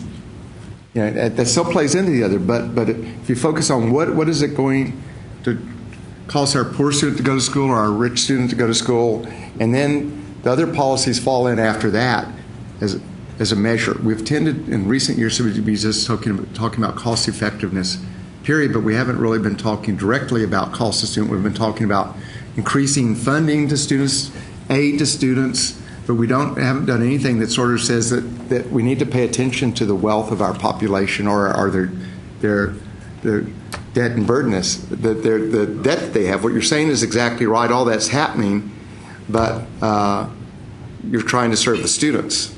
But you guys are doing, or you guys were, have done a great job of keeping that down. It may be that people could look at this and say, well, the ratio is right where it should be now, and we want to make sure it doesn't get any higher than that at some point. Because our debt, hopefully our incomes, if the state achieves other things, that median family income hopefully will go up beyond the $51,000 it is now. Hopefully, we'll be able to keep that debt level down, or at the same time, starting salaries will go up, and so you can tolerate a little bit more debt burden in the future. But all these things play in, and frankly, when staff were talking about this, we thought it would make sense to have the focus on that rather than saying the institutions are, not mindful of the students and are charging too much money. The institutions, I think, are charging what they think they have to charge to provide a reasonable quality education to the students. So it's a different angle coming in on it. Maybe it's not the right one. Jim? It seemed to me that, I'm sorry. My question was somewhat the same, and that was if our unfunded mandate's going to continue, does the formula continue to go down, which reads automatically tuition's got to go up? Or probably snowball one. You've got to go the other. But if the state is going to have a goal that says this shouldn't go up, then the reality is the state has some responsibility either by making more dollars available for students, by increasing funding to the institutions, both, maybe two or three other things. I don't know what they would be, but those are things I think you'd want to weigh in on in terms of strategies, targets, those type of things. The intent isn't to have schools have less money than they need. The intent is to produce quality students with little debt and for you to have the capability to do it. Bob? Seems to me that this is one of the most important goals and issues that we will attend to. And the reason being is if you're going to hit your 500,000 or the 60% in here, cost is going to be a major element in there. It already is in the public's mind, and you heard some discussion about that a little bit ago about, well, is it worth it? And if the public perception is it's not worth it, you're not going to get 500,000 or anything else in there. So I think this is an issue we really have to spend a lot of time and deliberation on it to get the right metrics in here so that we can convey to the public that, yes, not only is this an important goal, but it is achievable from a financial standpoint. Really, did you have something? No, okay. Jerry. That may be, but I'm ill at ease about putting specific numbers in there. I think a challenge to the local institution to contain costs through innovation and efficiency, and a challenge to the legislature to enhance funding. I think those are fine. But I would be ill at ease about our coming up with a particular number that we felt like was a goal or target. The regents are beset with unsolicited guidance as to what the number should be. And Woody's exactly right. If the cost remains the same, but the level of funding from the state goes down, as it has, then the price goes up. And I don't think there is an issue that is more difficult for the regents to address than increases in tuition. And certainly that was the case at Texas Tech when I was there. Obviously it ties into budget, and I think that most of the institutions, maybe all of them, are struggling to contain costs. They're all mindful of the soaring cost of tuition and fees. By the way, it is and fees, tuition and fees. But at the same time, we have limited control over really no control over the funding that we get from the state. So I'd be very careful about putting a particular number in there. I think rather a more general encouragement or objective or target or whatever for the state's higher education system is maybe a better way to go about it. I mean, one consideration, I think, David, would be a return on investment analysis. I mean, what kind of scholarly work we have out on that. We also got Murdoch's data on what happens to our income levels at lower education, projected lower education levels. So, I mean, some of the, as we try to work our way through this, both of those might be considered. In other words, that we try to make an argument for return on investment and also an argument on negative outcomes with a lack of investment. Okay, so you're talking about in terms of the student or the well, because I'm always running it from a public policy standpoint. I'm thinking about trying to have a document that we're selling implementation by point out the returns on investment as opposed to just focusing on metrics that have to do with the student? Well, I mean, at some level, I would say education is about the student, and if we're wanting to expand participation, we have to be aware of that. I would suggest, I mean, I understand what all of you who have worked directly with institutions are concerned about, but part of what you mentioned earlier is the need to sell the goal to the legislature and the goals. And so this, if you came up with some form of this, whether not one of these perhaps, but it's a way to make the point to the legislature in terms of funding, student aid, various other things, depending on what you're saying. But otherwise, it's not much of a tool to say, we all know that there's return on investment. We can see that. I can tell you what it is. It's going to be 3 to 1 regardless of doing any analysis. It's always, I've never seen any analysis where you're not getting $3 for every $1 done by institutions. Sometimes it comes out to 27, which is, can question. But I think you need to think about what you're doing, and I would suggest if you don't want to do something that's measurable, and maybe return on investment is a way to do it, it's not a goal. To encourage people to do something, you can do that, but that's not a goal that should be in a plan. And we can figure out ways, return on investment for institutions overall.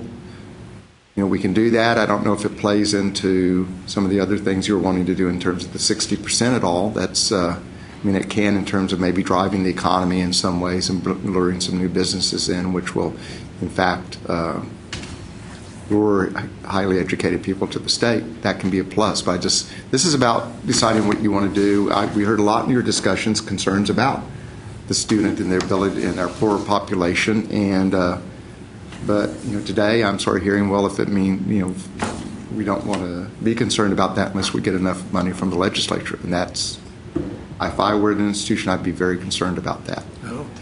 Question. But I think, yeah, I'd just like, how many people, have there been any studies done that says how many people are not pursuing a higher education because of cost? Are there any statistics for that? those are always, anything you do that say people aren't doing something because of something or a strong opinion base, and you can't say that. What we do know is real. We know there's a debt level. We know that the survey that was mentioned by Mr. Hunt earlier reflects that the people of Texas are clearly listening to these discussions that took place nationally, that higher education may not be worth it because of the cost.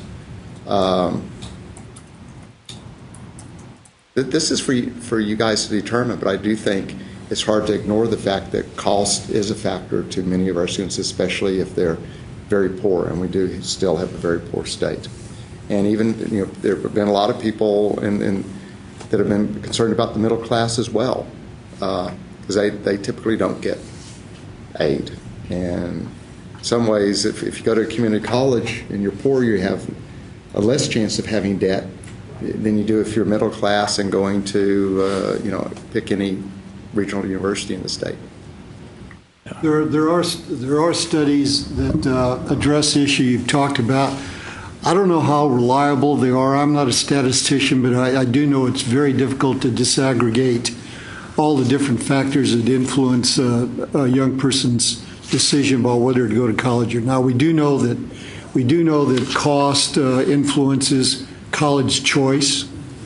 We suspect that the relative greater increase in attending a Texas public university has probably driven more students to community colleges. I think it's significant that there's been a dramatic surge, a much larger surge in enrollment growth at El Paso Community College than there has been at the University of Texas El Paso. And I suspect that that's related to cost.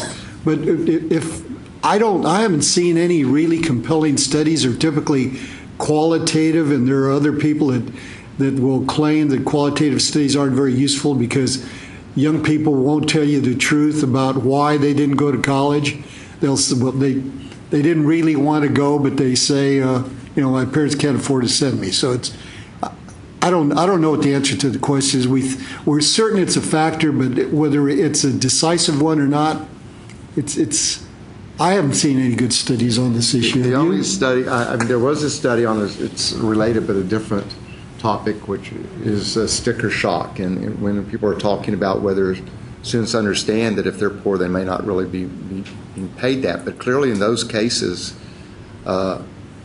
students just looking at what they think is a sticker price was keeping people from going to college. And how much of a shock that sticker is depends on your income level. Yeah, I agree with Dr. Ferguson that we have to address this. And of the two choices, I think the second one is easier for the student to understand without putting an exact number. But if we're not happy with either one of these two choices, we need to come up with something because it is an issue. The second one addresses something that the commissioners talked about a long time in an indirect way, is that if a student wants to measure in philosophy, fine, but they really need to understand what the implications of it are. So that, or frankly, if you want to be a math teacher, you may want to go to the public institution that charges less because you'll have less debt because you're only going to be earning $28,000 a year, and you're going to earn the same amount whether you go to Rice or to another school. But that's an individual decision to make, and also the issue of too many students are having to choose majors based on price. There are people, I've talked to many students over the years that did want to become teachers, but they went into business because they couldn't afford to pay back their tuition fees, and they knew that. And I'm glad to say some of them became teachers later on after they'd earned money for 20 years. Yeah, I think many students are making decisions on what degree to go to get without knowing the implications. So choice number 2 kind of ties the cost into the potential earning of that student for that degree. And it doesn't really address the budget to the institution because it's tying in debt levels with earning power, which is a really different kind of measure, and I think at least doesn't raise some of the same concerns that you did, Mr. Turner and others, about that piece. So maybe that's a starting point, at least, that we could work with. Well, this is a difficult issue because I can understand institutionally if you set a debt limit out there for debt and the legislature reduces their support, you're in a difficult situation, and it might be in your best interest and the student's best interest to raise the tuition and increase the debt in a rate of return scenario, but you feel limited in doing that or politically at risk in doing that. So there's multiple pieces, and if you could get the legislature to say we're going to maintain a certain percentage of support to the institution, you might have a little more confidence in trying to set some kind of limit out there. Depending on how deeply this committee wants to go into this issue, all of you have seen articles over the past couple of years. Are we producing too many philosophy majors or English majors, or in President Obama's case, art history majors? I think that's a wrong question. I think the right question is, how do we make sure that philosophy majors and English majors and art history majors have marketable skills? And I think that, for example, we've been talking about gathering information on how different institutions around the country have made sure that whatever major a student takes, that student will be able to articulate what his or her marketable skills are. And I would hope that we don't delve into the issue of whether some degrees are marketable or not. My experience is that all degrees are marketable depending on how well that graduate is able to articulate what he or she learned and benefited from while in school. Okay, we're kind of at our closing here for our fourth meeting. I'd like to open it up for any comments. I don't know from the staff whether there's anything more you need from us, so we'll be able to proceed. I know we're nowhere close on the workforce. Yeah, we'll work on that. Or is it? at least feasible that we should consider the second alternative for the cost, which is the debt? Is that something that at least we could work with a little bit more to see if we're comfortable? I think we're sort of probably split in thirds here. I think there's maybe a third of the group from the. We need to. But I'm seeing the heads turn are sort of interested in that one. I know that probably a half are not interested at all in the first one, and. Yes, Larry. And then let me make a comment. I do think we need a goal that has something to do with cost and finance. Absolutely. And I think this group still needs to talk about where that goes. I think formulating it in debt and formulating it in median family income is both. They have their advantages in both ways. But in the end, I believe that the mechanism that's been used for financing higher education in the state of Texas and other states too, I should say, is played itself out. It needs to be refreshed, and it's going to have to be refreshed in the legislature. So a place or a goal that encourages the legislature to think in terms of a target as to how higher education finance works to achieve a target.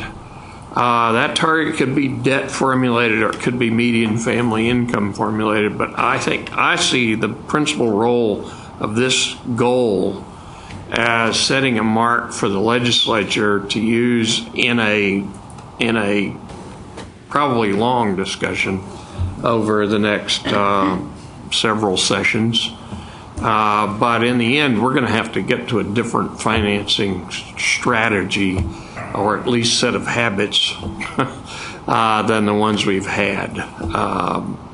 These projected percentages of median family income of consuming 92%, I mean, those are not going to happen. So what is going to happen?